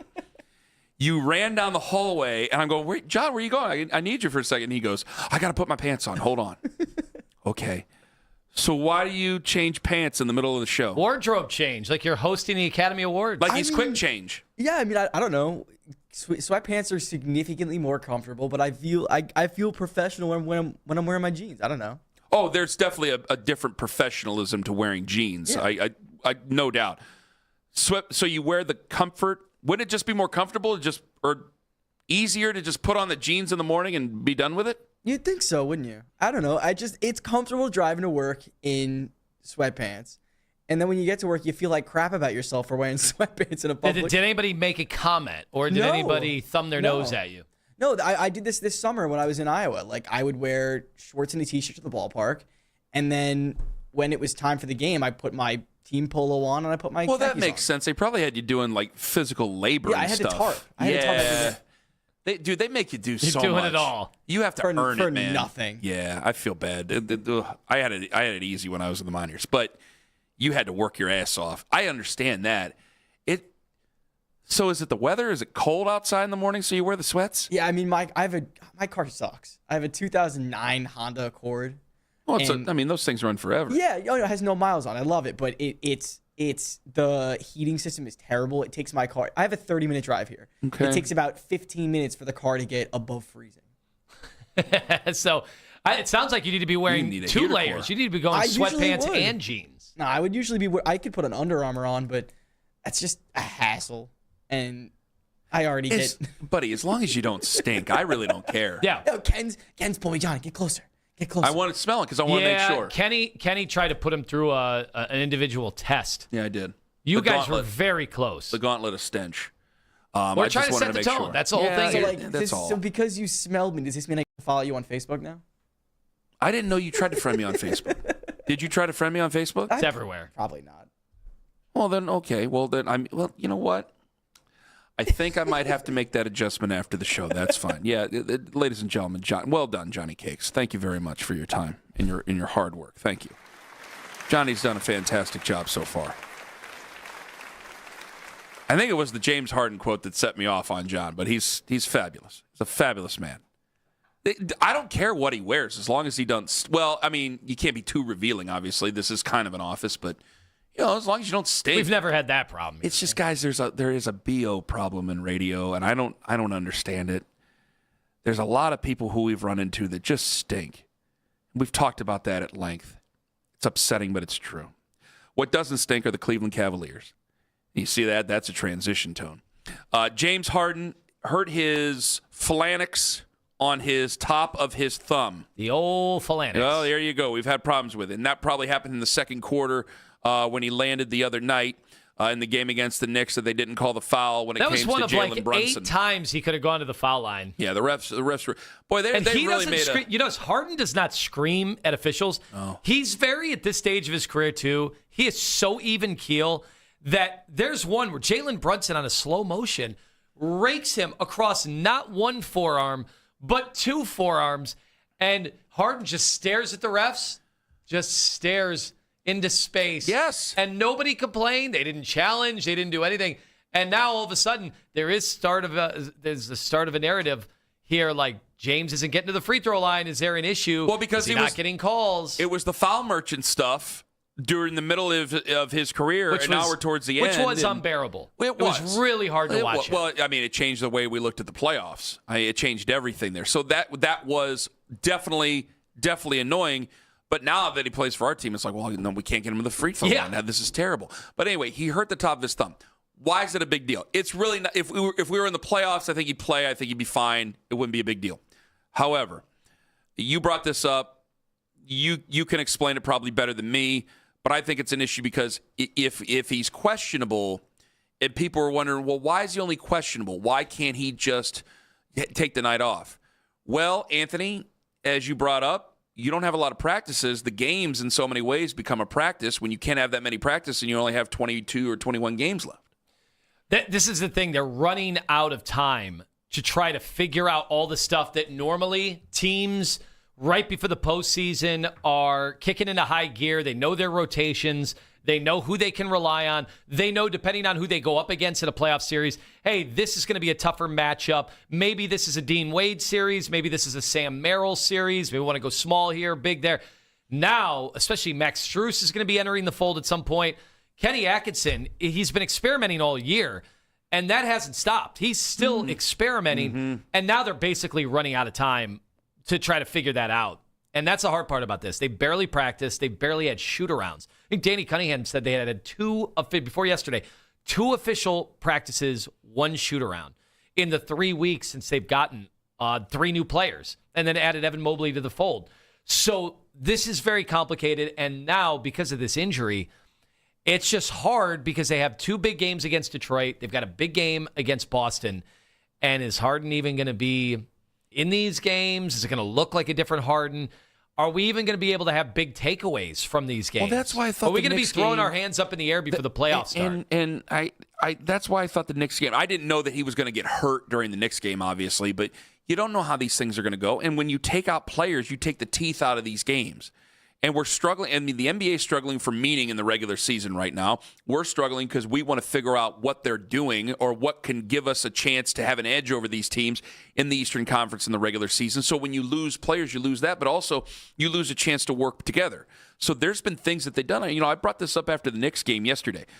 When I'm seeing some of the ball movement and things that they do, I'm blown away by it, but you're the basketball guy. I'm not. So while I'm blown away by it, it's just me watching magic tricks sometimes. Some of this stuff is innate of a lifetime of basketball. You know, some of the passes and the behind the back stuff and some of the screens that are set, and when he's able to get the ball to Sam Merrill, it's like, well, that's a lifetime of basketball with some of this stuff. But actual sets that you want to run, things of what you want to do defensively and all the other stuff, you have to be together as a team. And if you're not together as a team on the floor, if you can't even practice it because you're not going to have a lot of practices scheduled, then the games become the practice. And if you can't have the games as the practice, when the games really, really count in the postseason, that's when it's going to affect you. I still have them penciled in for the finals. They're still a fabulous basketball team. I love that they made the move. And in fact, you know what? Even though they lost last night, I take a lot of positivity away from Jared Allen's performance. I take a lot of positivity away from that. But it is something to be concerned with. Myles Garrett and Todd Monken haven't spoken yet. Can I just say it right now? Yeah. I don't care. Well, I knew you'd say that. Why? Because I'm a Browns guy and I'm just going to be a mouthpiece for him? Because what, are you going to make it seem like this is some big disturbance in the force? Because this is going to prevent Monken from... It's not. But I did find it interesting. So I didn't know that until yesterday. Monken admitted that and said they had not talked. They had texted. And then immediately I showed you Kevin Stefanski called Bijan Robinson immediately. And then they were in the facility together. And I was like, man... They've both been in Cleveland at the same time. I would have thought Myles, especially being the guy, right? He is the guy. He is the focus until they get a quarterback. He's the focus of everything. I just would have thought they would have run into each other at some You're point. doing this. You're going to do this. What is it that I'm doing? Sows the seeds of dissension. No, I think Miles. I know what you're doing, and everybody else knows what you're doing. When Miles asked for a trade, he started sowing all the seeds. It wasn't a guy doing. So what? Radio. Now he's going to ask for a trade again because he hasn't talked to Todd Monken. What are you trying to say? The seeds of dissension are already done. Well, we put those seeds away. That's kind of what I'm saying. I just would have thought that would have been an immediate thing. In fact, like that. No, new coach, new seeds. The seeds haven't been sown yet. Right. So I would have thought they would have started sowing those seeds together. And it just would have been like we always say. Well, when you sow the seeds of dissension, then it's dissension. But there's no dissension, so you don't have to sow the. I'm sorry. So we always look at things, these corny videos produced by the teams, and it happens all the time. It's not just a Cleveland thing. It's every team. And what do people always say? That's a good look. Like they loved seeing Todd Monken. Yeah. They loved hearing him swear. Uh-huh. All those things are good look. In fact, when he wasn't wearing the Browns gear yesterday, people were like, not a good look. Like people judge these things that ultimately don't matter. That would have been an easy, oh my God, look, Miles has embraced a new head coach. Look, they're together. They're doing a photo op. And instead, Monken's like, yeah, I haven't talked to him yet. Haven't you learned by now Miles is always going to do his own thing? Yo, yes, for sure. That's why even more so would it have been like, oh, look, they are on the same page from moment one. Even Miles has gone out of his way. He has even gotten in the middle of his travel plans to get to the facility. He had to go to the Olympics and wrap his arms around Monken. There's a lot of things he's had to do. He had to go to the Olympics. Yes, that's 4,000 miles away. The other thing is he had to go to the Miami of Ohio game. I don't care what they asked me to call him. I'm calling you Miami of Ohio. I didn't go there. I can call you whatever I want. And the other thing is he had to have Myles Garrett night at the Cavs. Todd Monken. Are you sure they've been in Cleveland at the same time together? All the time where they could have met? Todd Monken had to go to Indianapolis. That's right. There's other things that Todd Monken might have had to do. I mean, look, I know what you're doing, and I don't like it because this is something that gets brought up when they're 1-6. Oh, for sure. And I don't like it because I know how you are. Nobody cares if they win. You have no problem being right now. You are more than welcome to take that little hand spade thing there and put some seeds in there and cover it up and water it and walk away, and you know that that's going to sprout coming up this fall. So I can get as mad as I want at you. I'm not mad. I'm just saying I don't think it matters because Miles has always done his own thing. And again, what do I always expect out of Miles? He has tried to be more of a leader this year. Granted, he has tried. I'll give him that credit. I don't expect leadership out of Miles. I expect approaching 20 sacks every year. That's what I expect. And as long as he gets to almost 20 sacks every year or approaches 16 sacks every year, as long as he's in the discussion for Defensive Player of the Year, as long as he's not a bad citizen, he's not a bad citizen. He's a good guy. I'm going to look in other places. All right? I knew you'd use that Kevin thing. I know, and it's going to get brought up. Yeah, they can't stop talking in Atlanta how Bijan Robinson has totally endorsed Kevin Stefanski. They're just best friends. Excellent. Great. They're going over plays. Great. Well, hell, why wouldn't he? They're going to run 12 personnel. He's going to get the ball. Well, you know what? He's not going to get the ball 40 times. He wouldn't do it with Nick Chubb. Why is he going to do it with Bijan Robinson? No, they're going to throw that's going to be a quick honeymoon there, Bijan. I don't know. They can actually throw the ball to him. For whatever reason, Nick Chubb was never able to catch the ball in the backfield. Make sure John, Owen, and Keith are all on it. When I see Bijan Robinson shaking his head in the fourth quarter, boy, I'm going to throw that right in your friggin' face coming up this fall. You don't think he's going to have a monster year? He's going to have a good year. Nick Chubb had some monsters year, but you know that we would bitch in the fourth quarter because Nick wasn't getting the ball. You think Bijan Robinson's going to be happy standing there on the sidelines on 3rd and 1? Oh, I think fourth quarter? I think they're going to be. I think Kevin's going to be like, I got someone I can throw the ball to out of the backfield now. So you're trying to say that Bijan Robinson's better than Nick Chubb? I think he's more dynamic. All right, we'll get Mary Kay Cabot in on this coming up in 5 minutes on The Fan. K&K Heating and Cooling. It works better than when my finger on my microphone. Get to KandKHeatingandCooling.com, friends. You can sign up for the yearly membership plan.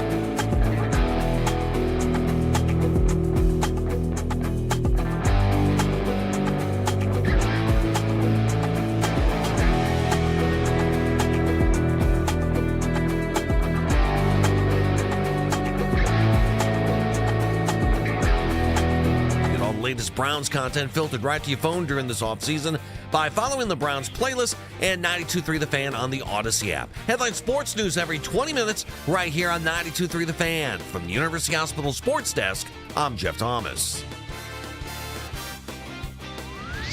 This is the only place to trust for Cavs talk anytime you want. Cleveland's Sports Radio, 92.3 The Fan.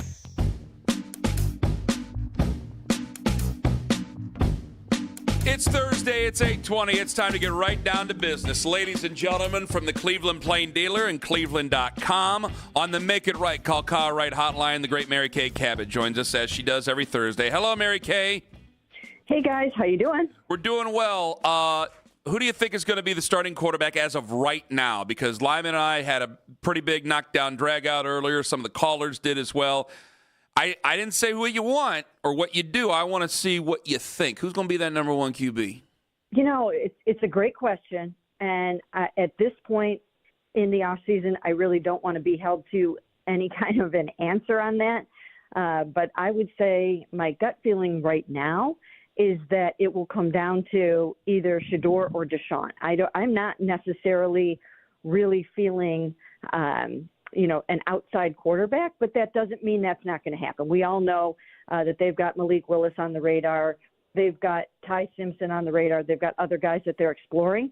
But after hearing Todd Monken speak and Andrew Berry speak here, I kind of think that they like what they have in the room. Mary Kay Cabot joining us on the show. So go to the Malik Willis, and we'll get to the Ty Simpson and the other coming up here in a bit, because I know that you tweeted that they definitely have interest. What would get in the way between the Browns and Malik Willis of reaching a pact coming up here in a few weeks? Well, there are a lot of things going on with the Malik Willis situation, and we've talked about them a little bit even on this show, and that, that's the fact that he's going to be highly coveted in free agency. He's the top quarterback on the market. The Miami Dolphins, other teams are going to be pursuing him. He's also represented by Deshaun Watson's agent, and he's also going to make a ton of money. So it's probably not on the top of David Mulugheta's list, his agent's list right now, to put him in Cleveland, but that doesn't mean it cannot happen. Once you start negotiating, once you start talking numbers, everything changes. Does it surprise you, Mary Kay, how glowingly the head coach has talked about Deshaun Watson when you consider just his time here, how much the fans have kind of turned the page on him? His signage has been torn down from the stadium, and yet every time Monken gets a microphone in front of him, he's talking about the elite traits that Deshaun Watson once had. Well, it all comes down to football. It really comes down to football and who is going to give you the best chance to win. Which quarterback can you put out there and believe that he's going to get the job done for you? And Todd Monken, he's waited for this chance for a very, very long time. He's 60 years old, and he's going to put the best QB out there that can actually help run his offense and help him look good and help the Cleveland Browns win games. And he's probably putting the blinders on and forgetting about all of that other stuff and just thinking purely ball. All right, Mary Kay, can I go back to the thing about the David Mulugheta? How much does that really play in? Because I'm going, well, he represents a lot of clients, and I think that that's definitely part of everything that goes on here. Like, hey, he's got two quarterbacks there. I don't know if he'd want two quarterbacks on the same team, making a lot of money, yada, yada, yada.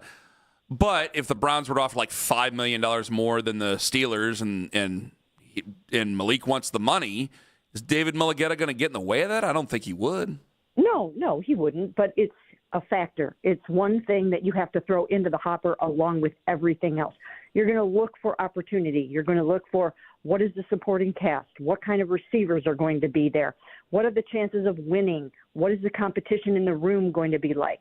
So you factor in all of those different things and come up with a conclusion, and maybe he will land in Cleveland. But once again, at this point, I keep hearing that there are other opportunities that they might like better. So you've gotten a chance to talk to Todd Monken a few times now. I thought it was interesting. He definitely could see where some of the questioning was going yesterday, even accused after one of the questions saying, you're trying to bait me. You're trying to bait me on the quarterback stuff. How do you feel about him overall as you've done this with many different coaches, how do you feel about the interactions you've been able to have with him? How at ease is, this coach with all his experience over time, even though he hasn't been the head coach? Well, first of all, the bait answer, that came to a question that I asked him, and I just asked a very point-blank question like I always do. I'm not someone that would ever try to bait anyone into anything. And the question was, do you feel good about what you have in your quarterback room right now, or do you feel like you're going to need to look outside? So that it was That's what everybody wants to know, Mary Kay. I appreciate you being there to ask that question. I think I asked it like, do you have a gut feeling that you have your QB in the room now, or do you think you might need to look outside? So that was the question, and he did answer it that way. But, I had a good relationship with Todd Monken when he was here in 2019. I'm looking forward to covering him going forward. And I think the fans of Cleveland are really going to like him. I think his players are going to like him. I think his answers are going to be a refreshing change of pace from getting nothing out of Kevin Stefanski all of these years. So I'm really looking forward to it. And he said that in sort of almost a playful tone. I think he was just trying to show a little bit of personality there because, of course, I'm asking him to sort of pin it down or narrow it down a little bit of how he's feeling about his quarterback. So that was sort of in a lighthearted way, as were many of the things that he said yesterday. And I think he's going to be really, really good with the media. I think he might say some things sometimes that raise some eyebrows or create some headlines. Kevin was very careful not to do that. He never, ever wanted to make waves. And Todd occasionally is going to make waves like he did during his introductory press conference when he said, I'm not trying to block Jim Schwartz. I'm trying to block Myles Garrett. So I think he's going to be great. I think people are going to absolutely love him. And, of course, he has to win, and he has to have that quarterback to do it. Well, maybe this is just too insidery, but I do think there are some fans that care about this stuff. One of the things that we have been accused of in having any kind of a relationship with Kevin Stefanski is that it colored the way that we covered him or the way we talked about him. I think it did. Let me ask you. Mm-hmm. You've had varying relationships over time with coordinators, with coaches, with players. Does that factor into your coverage, either knowingly or unknowingly? Have you felt that maybe you gave somebody a better shot because they treated you a certain way, or conversely, a worse shot? Well, everyone is human. And I would say that if you have a good relationship with a player or a coach, you might shade certain things a certain kind of way, even if you don't realize you're doing that. But I try really, really hard to separate personal feelings from professional business. So even if a player is maybe, if a player is giving me a hard time or something like that, I really try not to let that impact my coverage. And it's the same thing with a coach. So no, at least in my own case, I work very, very, very hard to be very objective about those kinds of things. What's the chances Joel Bitonio's coming back? Oh, gosh, that's a tough one. I would say right now, I'm going to go 60-40. But Whoa! We're over 50%. Even after Mary yesterday. Kay. All right. Wow. Hell yeah. I'm down with 60%. Yes. Sorry, go ahead. I mean, Todd Monken, has said he's tried to talk him into coming back. And I really do think that George Warhop, if he has any say in the matter, will try to put his 2 cents in. And they really need a proven veteran like that on this offensive line this year when they're going to be rebuilding and having so many young guys. So hopefully they can talk him into it. I think the locker room still needs Joel Bitonio a lot. And we'll just have to see how it goes. Well, it's just, the offensive line, and some people are like, you guys make way too big a deal. I go, I don't think you can make too big a deal about the offensive line. I think it's impossible. But it'd be nice. Like, I'm willing to, you always have to rebuild the team. Todd Monken said that yesterday, and totally true. But it's like, I'd like somebody I definitely know I trust on the offensive line there as we start to go through this. Oh, absolutely 100%. You need that guy. Actually, in every single room, it doesn't matter which room it is, you need that proven leader, that proven veteran. And even when you look to last year, you would hear Bill Musgrave, the quarterback's coach, talk about how we don't know what we would have done without Deshaun Watson. And you're talking about from that wisdom, that leadership standpoint, that they can impart their knowledge on these young players in a way that coaches can't sometimes. So they really need to have Joel in that room if they can get him in there, and hopefully he'll make that decision. Mary Kay, I find it interesting, one more offensive line question before we get to JOK, that it seems like other fan bases are all using their cap space to target guys like Wyatt Teller. I keep seeing Wyatt Teller. He was on a top 100 free agency list. In fact, I think he was he in the 50s, Kenny? Wyatt Teller? Yes, he was number 50. So if that's the case, why isn't he a free agent for us? We've got money. Is that going to be a mistake letting him go? We've got money on the books for him anyway. Well, they have some guards. They have got Zach Zinter waiting in the wings for his opportunity.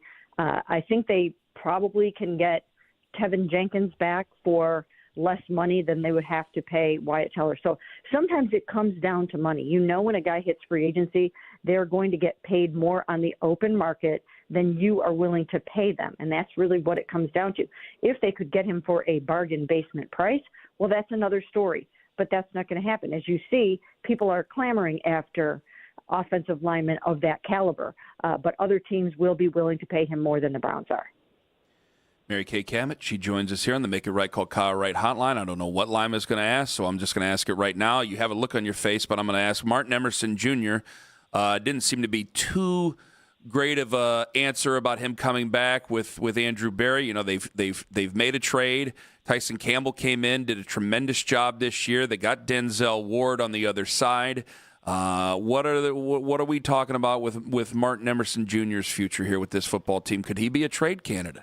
Well, once again, you're talking about market value versus health in this situation. He's coming off of a ruptured Achilles, and you have to see where that's going. And so I think that's a situation where they have to monitor it over the next couple of weeks and determine what the right value would be for a player like Martin Emerson Jr. And if he doesn't feel like that's enough value for him, then, you know, maybe they look elsewhere too. So that one has pretty much everything to do with the injury factor. Well, not everything, because they do have their other starting outside corner now in Tyson Campbell, and you just don't have a need for a starter at that spot anymore. So if he's willing to come back at a backup kind of price, so be it. But you never know. Other teams might be willing to pay him as a starter. Mary Kay, obviously somebody that a lot of Browns fans were hoping for news over the course of the last week, especially at the Combine, was JOK and his status. Doesn't seem like very much has been, clarified when it comes to this. What is the latest as you've been monitoring this situation very closely? Well, I had reported even before we came to the Combine here that he was doubtful at best to return to football, which should not come as any huge surprise to most fans, even though he is the player that I get asked about the most when I put out a call for Hey MK questions and things like that. I just get tons and tons of JOK questions. But, the fact that we all saw how his neck compressed that day in that collision, that violent collision with Derrick Henry, and he had to take last year off, and we haven't seen any workout videos at all. I mean, if he were really on his way back to football, we would be seeing some workout videos, I would think. But I reported even before we got here, it was doubtful he's coming back to football, and then Andrew Berry confirmed that when he took the podium the other day. So as of right now, I just don't think fans are going to get a chance to see Carson Schlesinger and JOK together, which is a shame. All right. I don't want Ty Simpson. I think that I don't want my time wasted. I got nothing against him. I'm sure he's a really good guy. Who the hell knows? Are they really that interested in Ty Simpson? Well, they're doing their diligence on Ty Simpson. It's hard to say if they're really that interested in him because at this time of year, you have to remember that teams have to lie about things, and not necessarily bald-faced lie about things, but every single team and everything that you hear coming out of this combine, you have to take with a grain of salt because teams have to pump up picks, teams have to pump up players. If you want a team to come up and grab your pick and make a nice trade for you, then you will hear certain things about players. So you just have to be really, really careful at this time of year. But suffice it to say, they're doing a lot of diligence on Ty Simpson.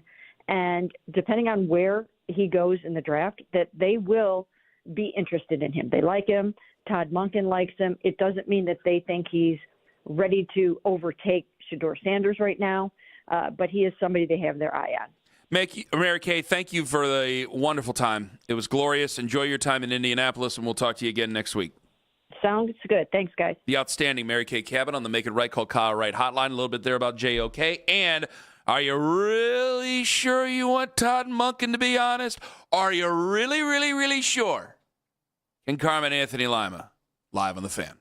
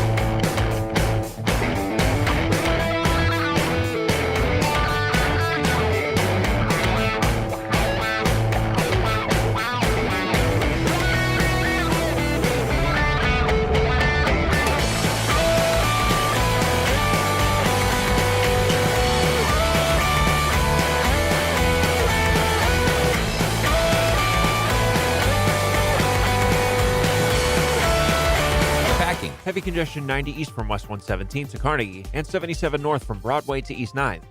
This is Joe Checkeye for 92.3 The Fan. When you want the latest on the Browns, we're the station you turn to first. 92.3 The Fan is Cleveland's home for breaking sports news. Your teams, your station.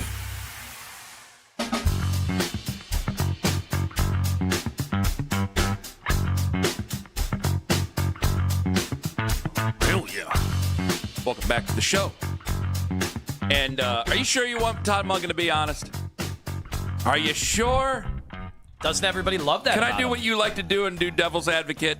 Here's Kay Cabot talking about the Monken man just moments ago. I had a good relationship with Todd Monken when he was here in 2019. I'm looking forward to covering him going forward. And I think the fans of Cleveland are really going to like him. I think his players are going to like him. I think his answers are going to be a refreshing change of pace from getting nothing out of Kevin Stefanski all of these years. I'm really looking forward to it. And he said she's looking forward to it. She's a member of the media. She writes stories. That's the way it works. I'm talking to the fans. I know it's refreshing to not hear the same answers over and over and over again. But it's only the offseason, and it's only February. Are we sure? Are we sure we want him to be brutally honest? Because the truth is not always pretty. In fact, the truth when it comes to a football team that's only won 8 games over the last couple of years is often ugly. Do we want the absolute truth out of Todd Monken the way we say it? I got to say, somebody who, granted, I only had a chance to interview him during training camps, but Rex Ryan, back in the day, his teams I can't believe that's the one I was thinking of. Well, his two of those teams went to the AFC Championship game, and they had a bunch of rock stars on those teams. So there was a lot of personality. And then he also had a ton of personality. And one thing he was at times was a little too truthful. And you can get away with that when you're going to the AFC Championship game. Yeah. But when you don't start hitting expectations, then that stuff all gets used against you in court, as they say. That's what I'm pointing out. And so, right now, Monken hasn't lost a game yet as a Browns head coach. So we love that he's swearing. We love that he's injecting personality. Look, he's the anti-Kevin Stefanski. But all that'll go right out the window if they start out slow. I think he'll handle this better than what Freddie did. Freddie tried to be honest, and it didn't go to a great place. I think he'll handle this better than what Freddie did. In fact, he was there in 2019, and I think he obviously had some of the problems with what Freddie was saying at that time. But the reason I say it is exactly what you just said. I'm serious. Do people really want him to be that honest? Because when you're telling honesty, I told you, when we were arguing earlier, and we're going to argue it again, when it came to the quarterback, there's what I want and what I think is going to happen. What I want is not really the truth of what I think is going to happen. So there's the truth. The truth is not fun sometimes. And when you're not that good, the truth ain't going to be always fun. And if he says these things like Kevin would go, we got to coach better, we got to play better. That's on us. Yes, Daryl, I understand the question. Like there were things there that he would say and we would roll our eyes and fans would be like, throw me a bone.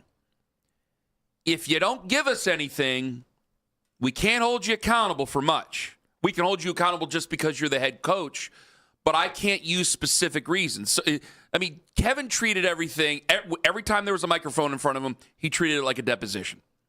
And what does any lawyer say? You know a lot of lawyers. I know a lot of lawyers. What do they say? Less is always going to be more. The less you say, the less they can get you on. Yeah, you can incriminate yourself. If Todd Monken is out there giving you specifics, you have every right then to go, well, wait a minute. You said that you did this wrong in the game against the Steelers. Why did you go right back and do that in the game against the Cincinnati Bengals? Now, he's a really smart man. I'm sure he can give you a real smart-ass answer out of it, but you're still going to be annoying each other because if you're not winning, it's still not going to go that well. But if you're not winning and you're giving me specifics, then I have to go after you specifically because we don't always want to blame the players.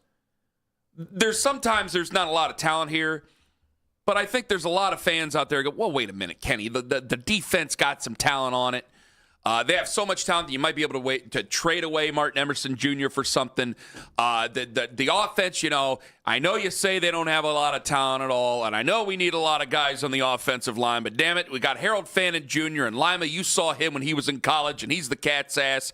And, you haven't mentioned Isaiah Bond at all. He can certainly fly. And Quinshon Judkins will be back. And Dylan Sand. Like, we start to build each other up for it. But when we get into a season, I don't want to blame players.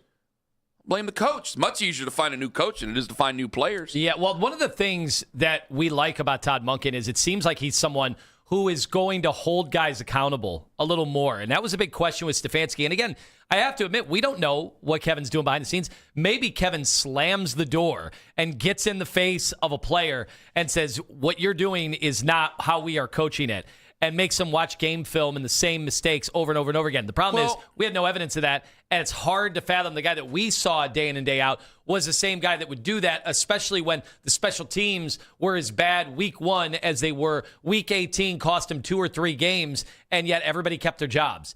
Maybe you changed a returner here and there. Like, that's the hard part about this. Like, Monken does seem like a guy that is not going to be afraid of holding guys accountable. That's true, but what if he decides to also use the media to hold guys accountable? We have a day where there's because Mike Tomlin was actually pretty damn skilled at this. I thought Mike Tomlin, and it was controversial in Pittsburgh all the time how he would handle certain guys and how he wouldn't handle certain guys. Think about the amount of personalities Mike Tomlin has coached in the, 20 years since he had been in Pittsburgh. And for good and for bad. And guys that he couldn't control and then ended up getting traded. And they thought were holding the team back. The guys he had to trade away at a discount. And then people came after Mike Tomlin. But one thing he could do is I thought he was pretty skillful at knowing when to throw a player under the bus. I do think there is a skill there or a talent.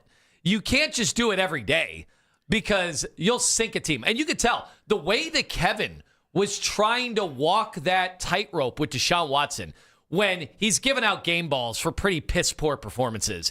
And he's like, that's it. You won the game ball. And I'm like, that? You're giving him a game ball for that? But he's trying to build his confidence. Didn't work. Glad you brought it up. And so there are ways to do it effectively. And I think maybe Todd Monken is a guy who's been around football for so long in various levels and has certainly been in the NFL and has also coached those personalities.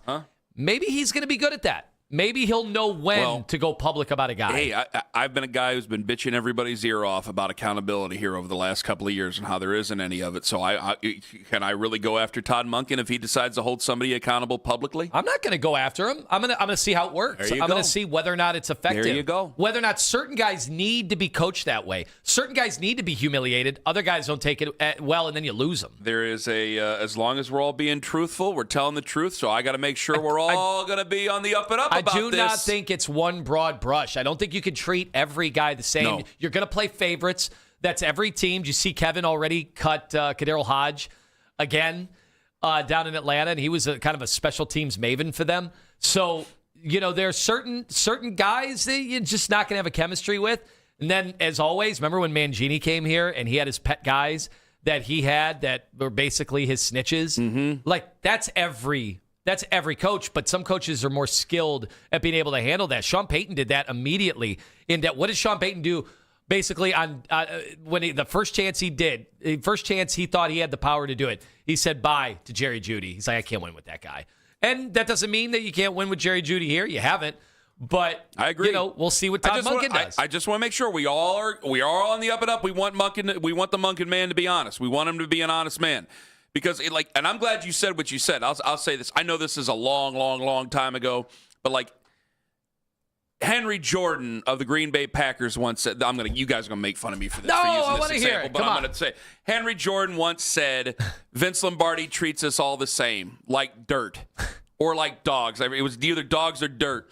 And worse than that. And Jerry Kramer had said, no, he doesn't treat us all like dirt. He treated Henry Jordan like dirt because he knew that's what he was going to get the best out of Henry Jordan. But he only once challenged Bart Starr publicly, and Bart Starr told him off, and then that was it. You do have to know who you're dealing with, especially at that level. And that's why when you bring up the Miles thing, he knows Miles. He's been a coach here before. And maybe he's just stay out of the way. Stay out of his way. Let him do his thing. Let him win Defensive Player of the Year. Maybe that's just the way it goes. Let's let him just go set another sack record. While we're telling uncomfortable truths here, what my diet and exercise has to do with the Browns quarterbacks. Coming up in 5 minutes on The Fan. It's Anthony Lima for Man.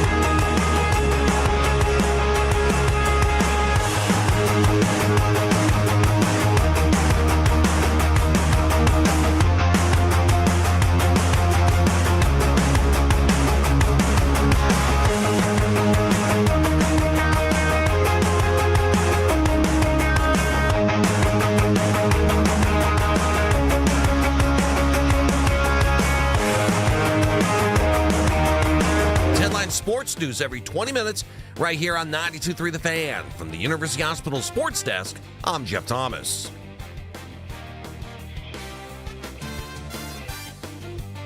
The very latest reactions from the Combine on our talk shows, 2020 updates, or anytime at 923thefan.com.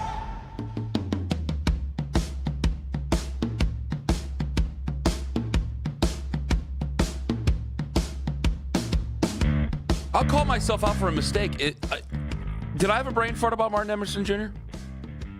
I said trade, didn't I? Yeah, I apologize. I apologize. I apologize to everybody. I'm sorry. That is my fault. I apologize. It is crazy because you said off the air, you're like, he's been here that long already? I've been running around. I go, oh, my God, you're right. They're right. I said trade. I'm sorry. That's on me. Foul's on me. I'm glad I got that off my chest. Honesty is the best policy. He was his whole career. It's been a roller coaster. He was amazing. He was awesome. Then he was rated as one of the worst starters in the league. Good God. Then the injury. We kept talking about replacements and moves that they can make, and I'm sorry. I apologize, everybody. 216-474-0092. That one's on me. You want to come after me? That's fine. I apologize. I'm also getting ripped for bringing up Henry Jordan. If you don't want me to give you history lessons, Listen, Tone, then Kenny, don't. you are a student of history, and I think that colors your perspective. And any way you as a football guy can help educate people, because what do they say, Kenny? What? Those that don't, come on, you can finish the sentence. Doomed to repeat it? You gotta know. Those who don't know history are doomed to repeat it. But know these things. Owens listened. He said, this is what happens when I'm not there. Henry bleeping Jordan quotes. Oh, so gritty. Hold on. In Henry Jordan, let me look up something here. Give me a minute. Go ahead. Talk amongst yourselves. Power rank my favorite Jordans? Henry Jordan is a Hall of... get ready for power ranking Jordan. No. Henry Jordan is a Hall of Famer. That's a Hall of Famer right there. I'm going to quote Hall of Famers. We quote O.J. Simpson all the time. Wouldn't I quote a Hall of Famer? Of course you would. What? What's your problem, Kayla? I'm sorry. Was he found guilty of that? This is America. I thought this was America, Kayla. I like his book. All right. Number one, Jordan. Michael B? No, Michael Jordan, Michael B. Jordan, Henry Jordan. Boom. There you go. Here it is. Not Brian Jordan, two-sport athlete. Damn it, Brian. Brian Jordan. There it is. All right. Jordan Peele had a call earlier. This is weird. Like, can I compare something here? This is going to take a trip here. My thought is, I really, really, really want to diet and exercise. I really want to. But I also know the truth. Right, Tone? I think so. Mm-hmm. You guys know what I look like. You guys know me. Let's drink my ranch dressing straight. Let's be honest with each other here. You want to diet and exercise, but you also know the truth. I want Shedeur Sanders to be the starting quarterback. If we're not, and I told you I'm reaching a point where I can't bring myself to trust Malik Willis. It doesn't matter about the money. It matters to me about time. But I had a call earlier. This is Dave in Cleveland. I love this call. It's my favorite call of the week. I love being challenged, and I love this call. This is Dave in Cleveland. Hit it. Hey, Ken, can you just give up the shtick with Shedeur Sanders? If he wore any other color jersey, you would say that he's been a huge disappointment. There's nothing different. No, I wouldn't. Yes, you would. He had I two wouldn't. pit throws this year, one versus Pittsburgh, one versus Vegas. Why would I call him a disappointment if he played for the Tennessee Titans? I'd call him a disappointment. I'd call a fifth-round pick who played at the end of a season on a team that wasn't going anywhere. I'd call him a disappointment, Dave. What's the difference between him and Dylan Gabriel? One guy was taken in the third. One guy was a complete waste of time. This guy, I don't. So it goes on like that. That's Dave in Cleveland. Dave doesn't want me to promote that I want Shedeur Sanders to start. I do want Shedeur Sanders. If we're going by the quarterbacks, we are going by the quarterbacks that we have right now. I want Shedeur Sanders to be the starter.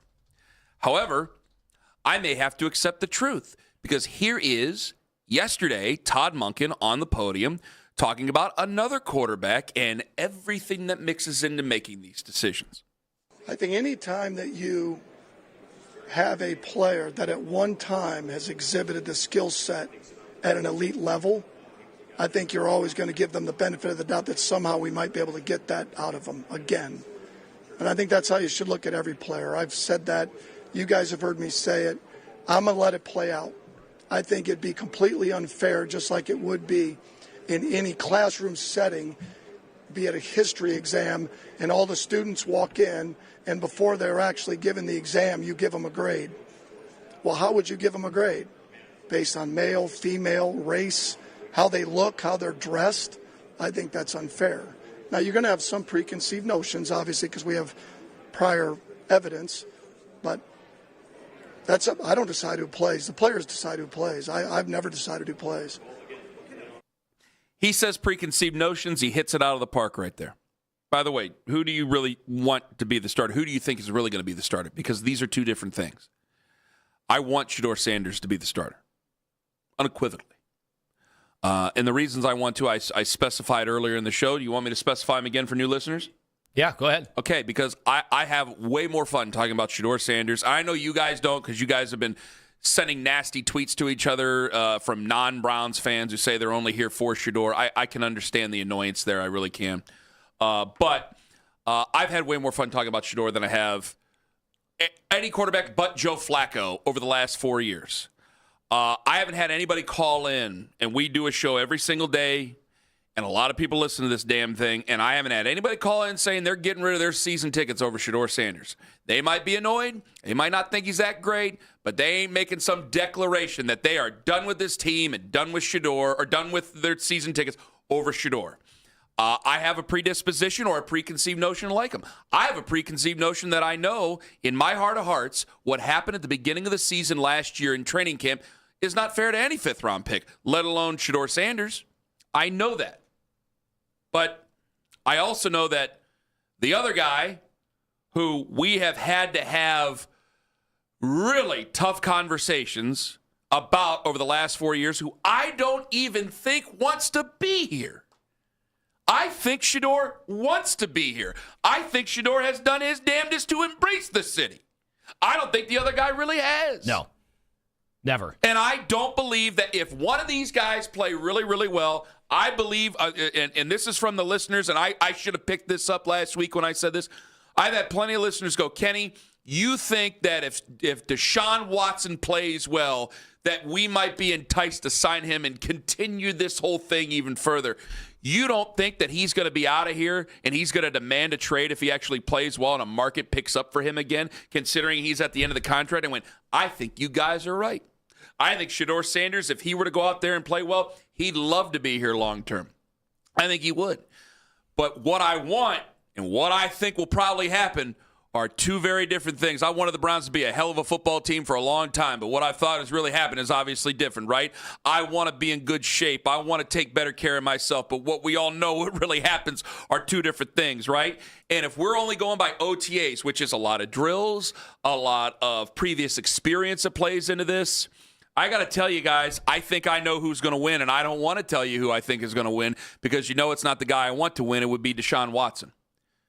If it's based on OTAs, if it's based on that, I'm talking about a guy who would be more predisposed to winning the drill.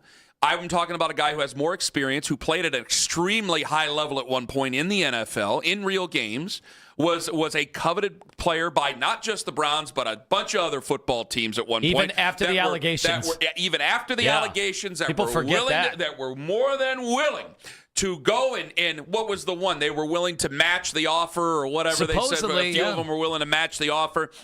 All that, but remember, the Houston Texans wouldn't agree to those teams. That's right, because one was in division. All that stuff being put out there.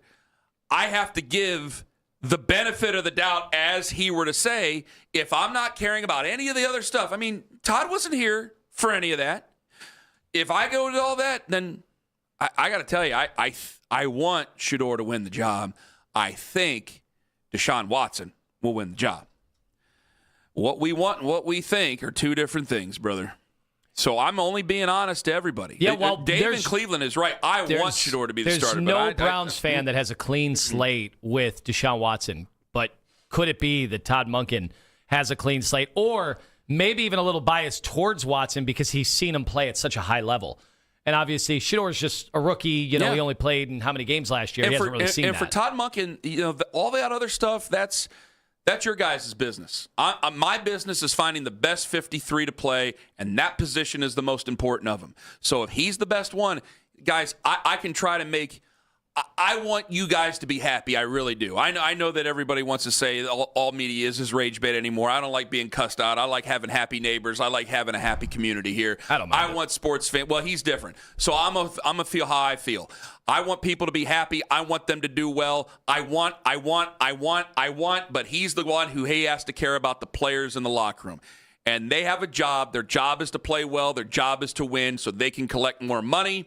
And if he believes that quarterback, being Deshaun Watson, is the better one, then, yeah, he owes it to those players to play him, no matter how much I stomp and pout and moan and say it's not fair to Shedeur, which I wouldn't think it's fair to Shedeur. But Todd wasn't here for it, so he don't give a damn.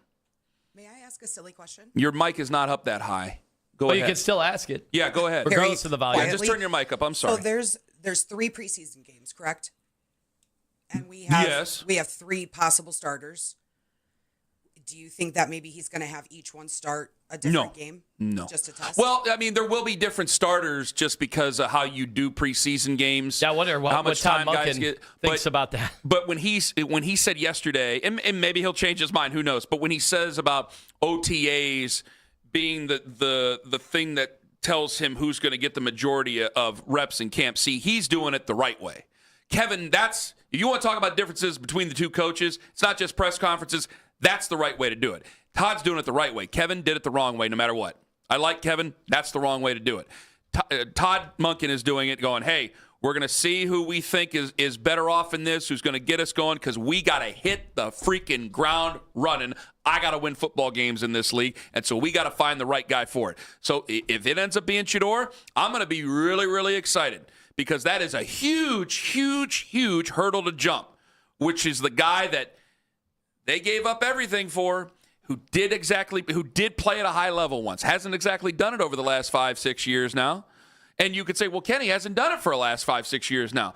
Well, guys, I think he's healthy. In fact, I know he's healthy. If you're out there hobbling around, wouldn't they do the insurance claim? I mean, we're all asking about the insurance claim. Yeah. If they could, wouldn't they? They didn't. I've seen him with my own eyes work out. And I'm telling you, hey. He could have played last year. I ain't I'm not saying that. I will not go that far. I am not Dr. James Andrews here, but boy, he looked pretty athletic out there. So if he's a better athlete, if he's more accurate as a passer, if he's stronger as a body, if he has a better knowledge of the offense, that one especially, if he's able to do all those things, then I'm just telling you guys right now, he's going to win that job. I don't think he's going to win that job. I don't think Lamar Jackson had played in a preseason game in like 3 years. So if you're wondering how, but that's not an open competition, right? No, I know. So it's wild. Some of these teams fluctuate from year to year on how they're going to treat preseason. Mm-hmm. We got people here 216-474-0092. Who's really going to be the starter? And if you guys really don't want him, then you guys ought to be calling in and praying for Malik Willis. I don't like being a killjoy, but here we are. Ken Carman, Anthony Lima, take us with you to work on that free Odyssey app. Tone, take it away. XT.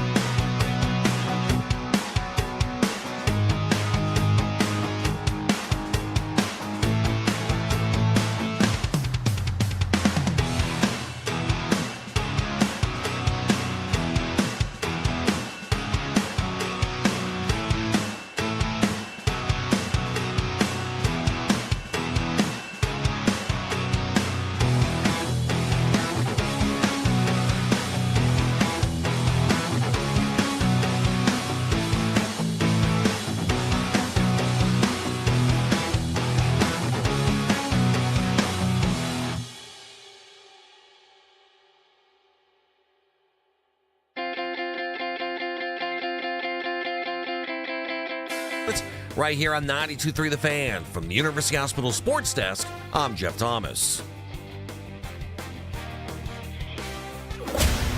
Talk sports deep into the Cleveland night. Overtime with Jake Volnick. Weeknights at 7. Sports Radio 92.3 The Fan.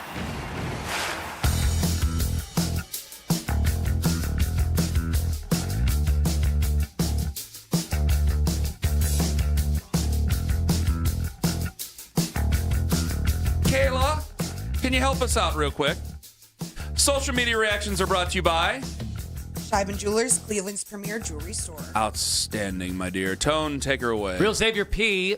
on this topic of us going between Deshaun Watson and maybe twixt Deshaun Watson and Shedeur Sanders says, if Watson doesn't want to be here, then why has he worked so hard to get back to a fan base that hates him? He was crying on a cart after rupturing his Achilles at home, and fans were celebrating it. Fans and media wanted him away from the team and then flamed him for being in Miami eating dinner on a porch that they thought was a yacht. So he's saying he's fought his ass back to get back on the field. Yeah, because he wants a career again. If he was done after that cart, that's it. Who's picking him up? The cart. They got to take him. Yeah. To get some help. Sorry, I don't believe he has any affinity towards here for all the reasons. I don't see it in front of me. Here, I'll give you the proof. For all the reasons that apparently Xavier just said. You just gave him all the reasons why I wouldn't like being here. Right? Yeah, I just wondered if when we have so cleansed our mind of the whole experience, it was a loser. For people like me that wanted him, for people like you that didn't, we've all come to the same conclusion, at least I thought, that it's over. It's been 6 years since he's played really, really good football. But when you can't replace him and he's still on the books, it's not over. We haven't only just begun. Yeah. This could be the swan song, but that's it. And you've put yourself, the Browns have put everybody in a really precarious position because, there's people who they just want to win no matter what. And I respect that. I love that. But there are people going, you ain't going to fool me again, even if I came around. So if he goes out there and plays, they're going to want him to fail because they don't want to waste their time. And I'm getting accused. I got to take to the phones here in a second. I got people saying, Kenny, you're not being truthful with yourself. I'm being as truthful as I can be. I want Shedeur. I'm only going by what we have, guys. I can't force Malik Willis to sign, and even then, I haven't given you my thoughts, and right now I'm passing. I'm passing on Malik Willis. I've seen a lot. There's a lot there that I like.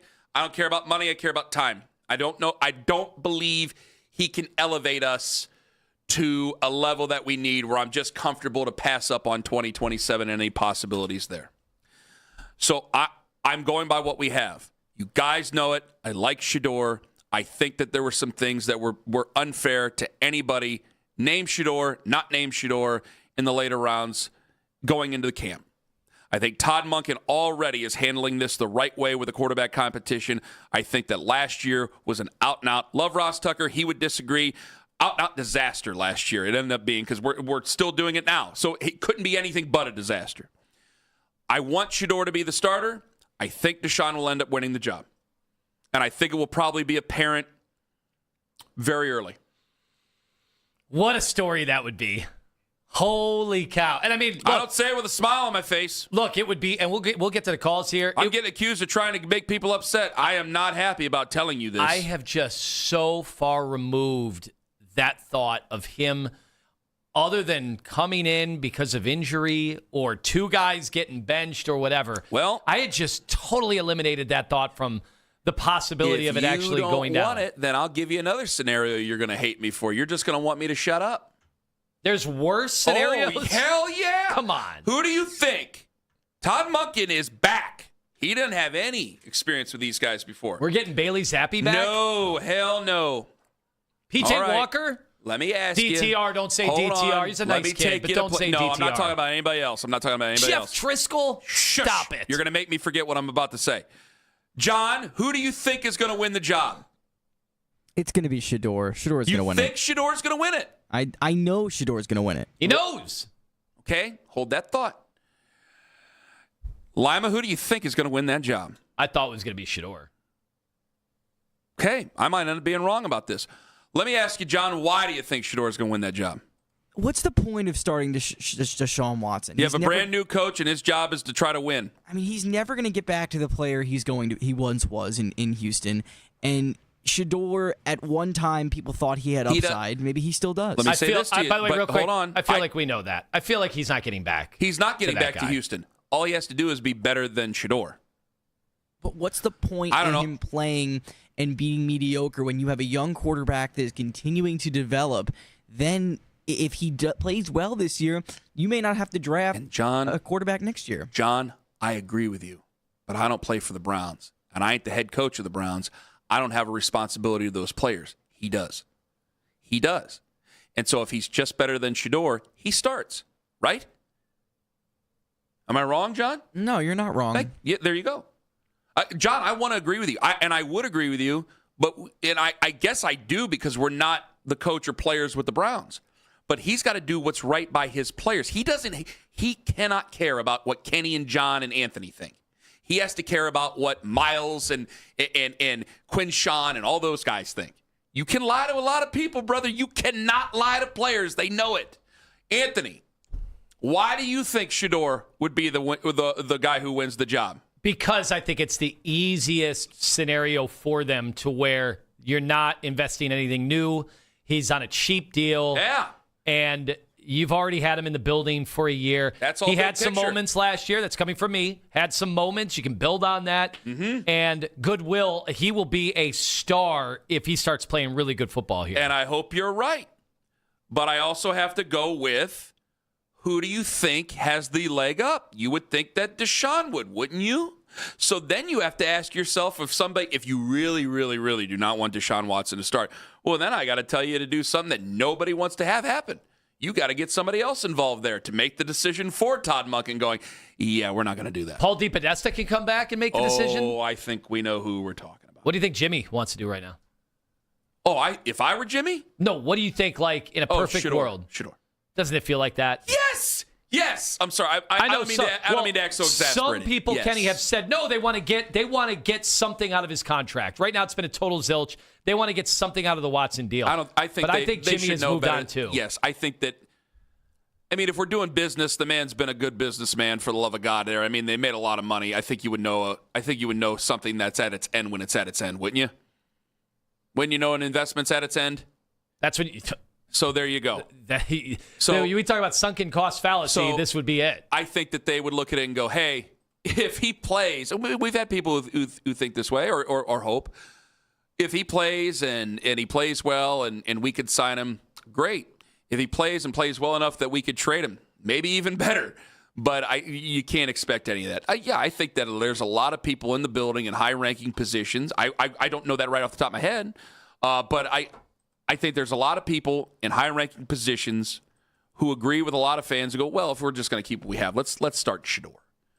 But if you're going to let your head coach be the head coach, well, then he's going to make a decision. It's probably going to go – the tie might go to Shedeur. But the win, the guy who would have the leg up with experience in their offense, with experience with the type of coaches, the NFL, this, that, and the other, probably would go to Deshaun unless he – and, hey, guys, I'm easily fooled. I'm a useful idiot at times. But if I look out there and I see Deshaun Watson, there's a difference between what I think and what a doctor thinks. But if a doctor wouldn't clear him or wouldn't think that he's good enough to go out, practice, play, whatever it might be, then they probably would already use the insurance. And he looked fine and dandy to get ready for 2026 to me. I won't say 2025, but in 2026, he looked fine and dandy and ready to go for 2026. It's not fun.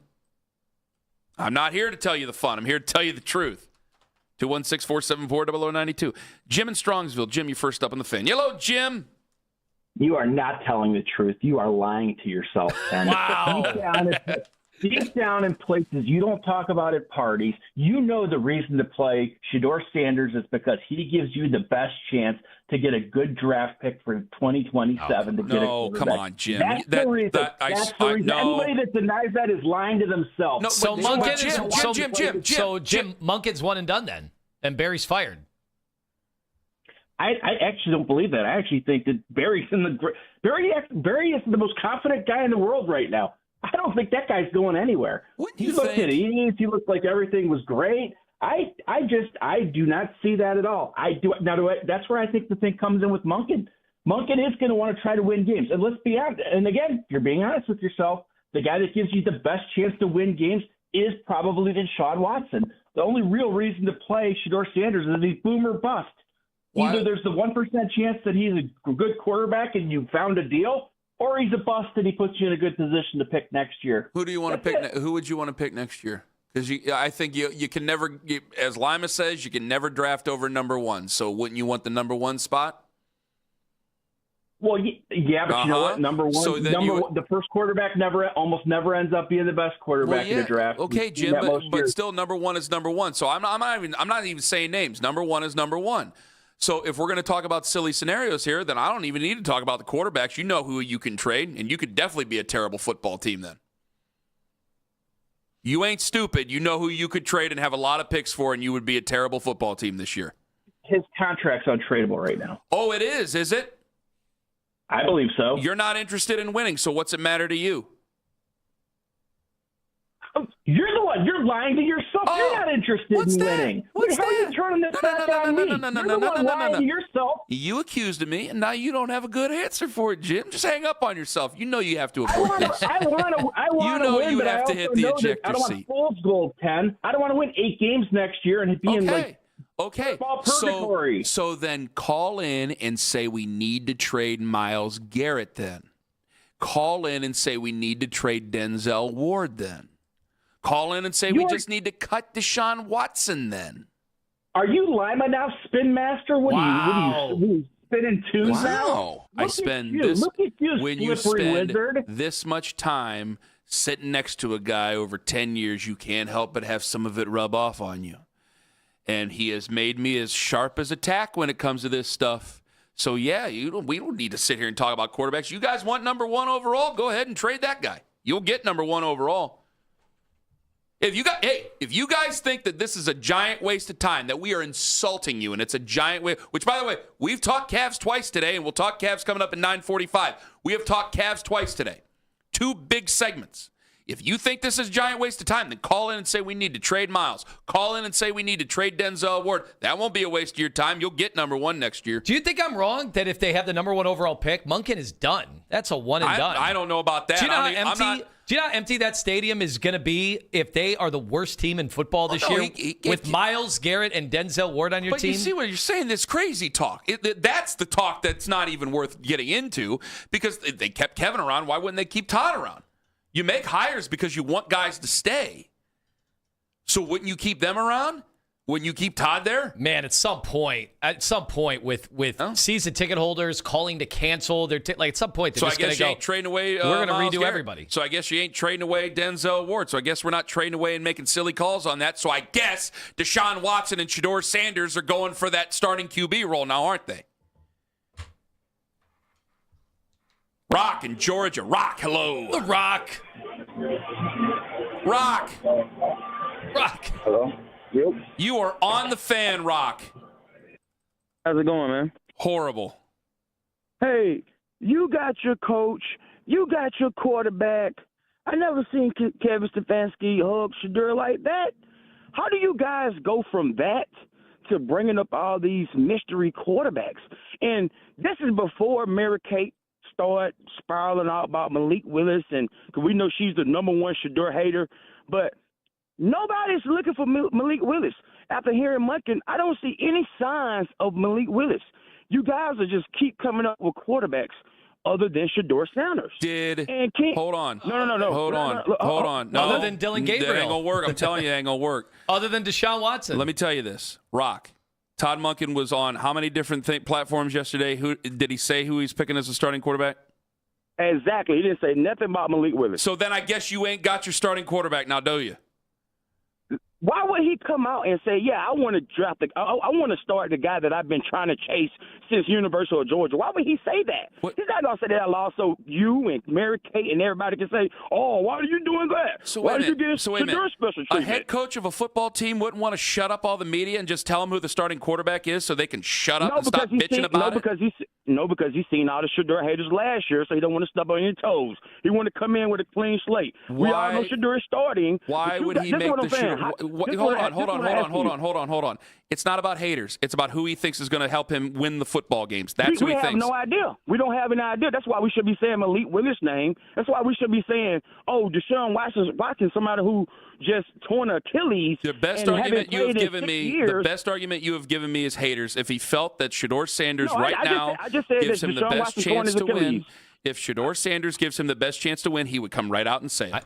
There were 30. No, he would not. No, he would yes, not. He would. Yes, he would. No good coach would do that. John Harbaugh cannot stop talking about Jackson Dart right now in New York. He's their quarterback. Nick Caserio. Jackson Dart started last year. Shedeur Sanders started last year. The Giants. Jackson Dart started off as the quarterback that they was looking for in the future. Shedeur started off on the fourth on the depth chart. But this is what I want to ask you, Ken. How can we even talk about Deshaun Watson? He's still on the roster. He has a torn Achilles and haven't played in how many years? Because he's still on the roster and they haven't collected insurance on his injury, and he'll be active going into next year. That's why. And he's going to be a backup quarterback. Then why would Todd Monken say no? Todd Monken has stressed many times in the last day that his job is to win football games now. So if you only seen the video Shedeur going to hug Todd Monken. You don't see no other quarterback there. Right. And I just seen the video of Deshaun Watson putting up the wrist. All these other Brown players are on the same page. I don't know. Have you heard Miles? Did you hear Miles and Denzel? They did not endorse Shedeur as QB1. They did not. They left it wide open. Denzel Ward was on media. No, he did not. He did not. We played the audio. He did not. He did not. You're hearing what you want to hear. He definitely did not. What did he say? We're looking at him like Rock, thank you for the call. We would play that audio. Denzel Ward we would play that into guys. I want Shedeur to get the job. You think I wouldn't sit there and do it? You think it makes me joyful to disagree with you, Rock? It doesn't make me joyful at all. But what it is you had Denzel Ward. They gave him the opportunity to say who his starting quarterback was. He didn't do it. They gave Myles Garrett the chance to say who his starting quarterback was. He didn't do it. They gave Todd Monken all types of platforms yesterday. I'm still waiting for somebody to say he's our QB1 on the Dumont Network, and he didn't do it. He was on RKO Studios. He didn't do it. It don't bring me any joy. If you're just giving me haters, that ain't the truth. Todd Monken got up there and said whatever he wanted to from the heart. You think he cares about what Mary Kay thinks or what he cares about what I think or you think or anybody else? He's going to do what's best for his team. And as of right now, he don't know what's best for his team. It's an open competition. I want it to be Shedeur. I hope it's Shedeur. I'm afraid it's not going to be Shedeur. Ladies and gentlemen, Ken Carman, Tone Master General. I'm not afraid of James Harden's injury, but I think there's going to be an effect here. It's coming up on the Fan. Anthony Lima, 4.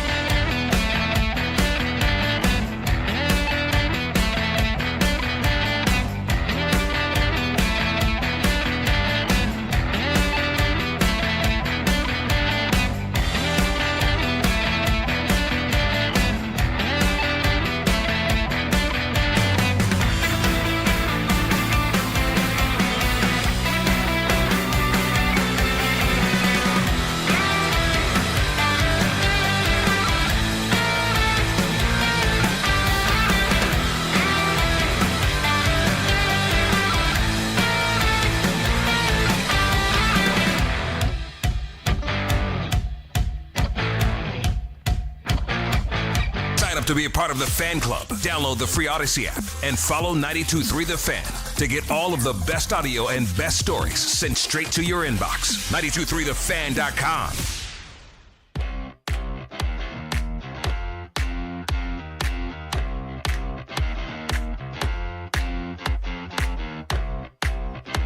Hey, when Owen's back tomorrow, can we talk about another host's set up a Venmo for his bachelor party? For people to buy him drinks? Is that a tacky move? Well, at least he's not using a GoFundMe. Kayla, is that a tacky move? Bachelor party guy throwing his Venmo out there? It depends how it's done. It depends how it's done. Either way, you're begging for cash. Yeah. So if you're promoting it, putting it out there, tacky. I've seen people put it like on their window of their car, so they're just driving around, and whoever, I actually volunteered to try that as a science, experiment, just to see putting your Venmo out there driving. I've seen some high school graduates in the area had that to support them with their graduation, and I asked my wife, I go, "Hey, what if you cut someone off?" I said, "Well, that's our neighbor." I said, "Is that weird if I throw her?" And she goes, "Yes, that's weird. You're throwing money to high schoolers, Yeah, and you that's don't." odd. They wouldn't know it was That's you. odd. I'm like, "Yeah, but if we went to their graduation That's party, odd. you would give them a check because you know them. You know their parents. We're acquaintances with the parents. That's the thing. Yeah, it's a weird. I don't know. I gotta agree You're with right. Sarah. It's a weird one. If I'm just at some That's why I asked. stoplight on 14, it's like graduating class of 2026. I'm like, I'm a Venmo. That. Oh God, no. I know. No. You can also send requests for money as well. So you could send them a request for them to send you money. And if they're not paying attention, they just click it. But you got a wedding coming up. That's all the we're doing thing. in life Just, you these got days. a wedding. Yeah. So you just they have the bag and people put the envelope. Do people still do that? Man, so much of it is You just didn't have a wedding. I don't know how you. So I don't much. know. We gave you for your wedding. If we gave you anything at all. So much of it's just all online. Yeah, it's true. Our Cavs conversation today brought to you by Surfside Hard Iced Tea, who reminds you to please enjoy Surfside responsibly. Detroit game tomorrow. Can I just throw this out? Because I want to get to Maurice in California. He's been on. I didn't realize he's been on hold this long. If James Harden doesn't play tomorrow night, are you watching that game tomorrow? Yeah, of course I am. Okay, I'm just making sure. It's a night out. I am going out to watch some Cavs hoops. On a Friday night? Yes, I am. Where are you going? Somewhere on the west side. Not exactly sure yet, but we'll figure it out. I got to get up for these games now. Let's see. Obviously the Cavs are going to be very careful. They always are with injuries. This one is going to be interesting because it's just the offhand and it's a finger on the offhand. And I don't think it's going to get any better. So I think James has to kind of learn how to play with it. He's played through similar injuries before. So I guess I wouldn't be stunned if he plays. But this is tough because you got Detroit twice. Mm-hmm. You've got Boston coming up.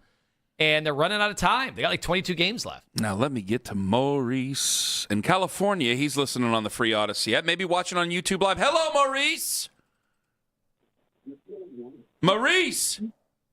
Oh, man, he's been waiting forever. Maurice. I'm right here. I can't. This sucks. He has been waiting for 4 hours. All right. Let me put. All right. If Maurice right is there. here. There he is. There you go. Go. Hey. Talk. You got to talk now. We're running out. Go. What's up, Ken? Hello, Maurice. Go ahead. All right. So basically, what I told your producer at the end of the day, y'all shouldn't use that money on Malik Willis. Y'all should use that money on Linderbaum.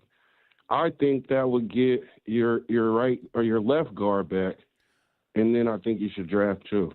Use that money wisely, man. Don't use that money on a quarterback. Well, Linderbaum plays center. I know that, sir. Well, you said it would get your guard back. I said it would get your guard back. Having a Pro Bowl, all Oh, pro. Okay. I think that get what would you're saying. allow him to come out of retirement, knowing that he has an all-pro guard there. Okay. Then you can draft two tackles or one in free agency. But I think you should use the money more wisely. I would love to have him, and you know very well I'm not sold on Malik Willis. I love Tyler Linderbaum, and I'd be down with that. Maurice, thank you very much for the call. Get in tomorrow. I can give more time tomorrow. Supposedly, DaCosta, their GM, said Ravens have made him a market-setting offer. Now, are they going to take that off the table if he explores other things? Yeah. You can do that. That's a good question. All right. I would love to have Tyler Linderbaum here. I'd be saying some really nice things about Andrew Berry. You brought him here. I immediatally texted somebody I know in the NFL, and I'm like, how is he available? I don't Guys know. like this are never available. He's really good. He's actually really but good. But we'll find out. Maybe he's not available. All right, that's a good thought by Maurice. We thank him for calling in. We thank everybody for calling in and getting in on the conversation. I know I said a lot of things that I am very uncomfortable with today, but I can only be the truthful person about it. What I want and what I think I'm going to get, those are two different things. We're back tomorrow. Have a wonderful day, my friends. Go Cavs. Go Guardians out there in the desert. Hey. Where's your entourage now? Loser town, loser fans, and you guys are a loser show. This is an Odyssey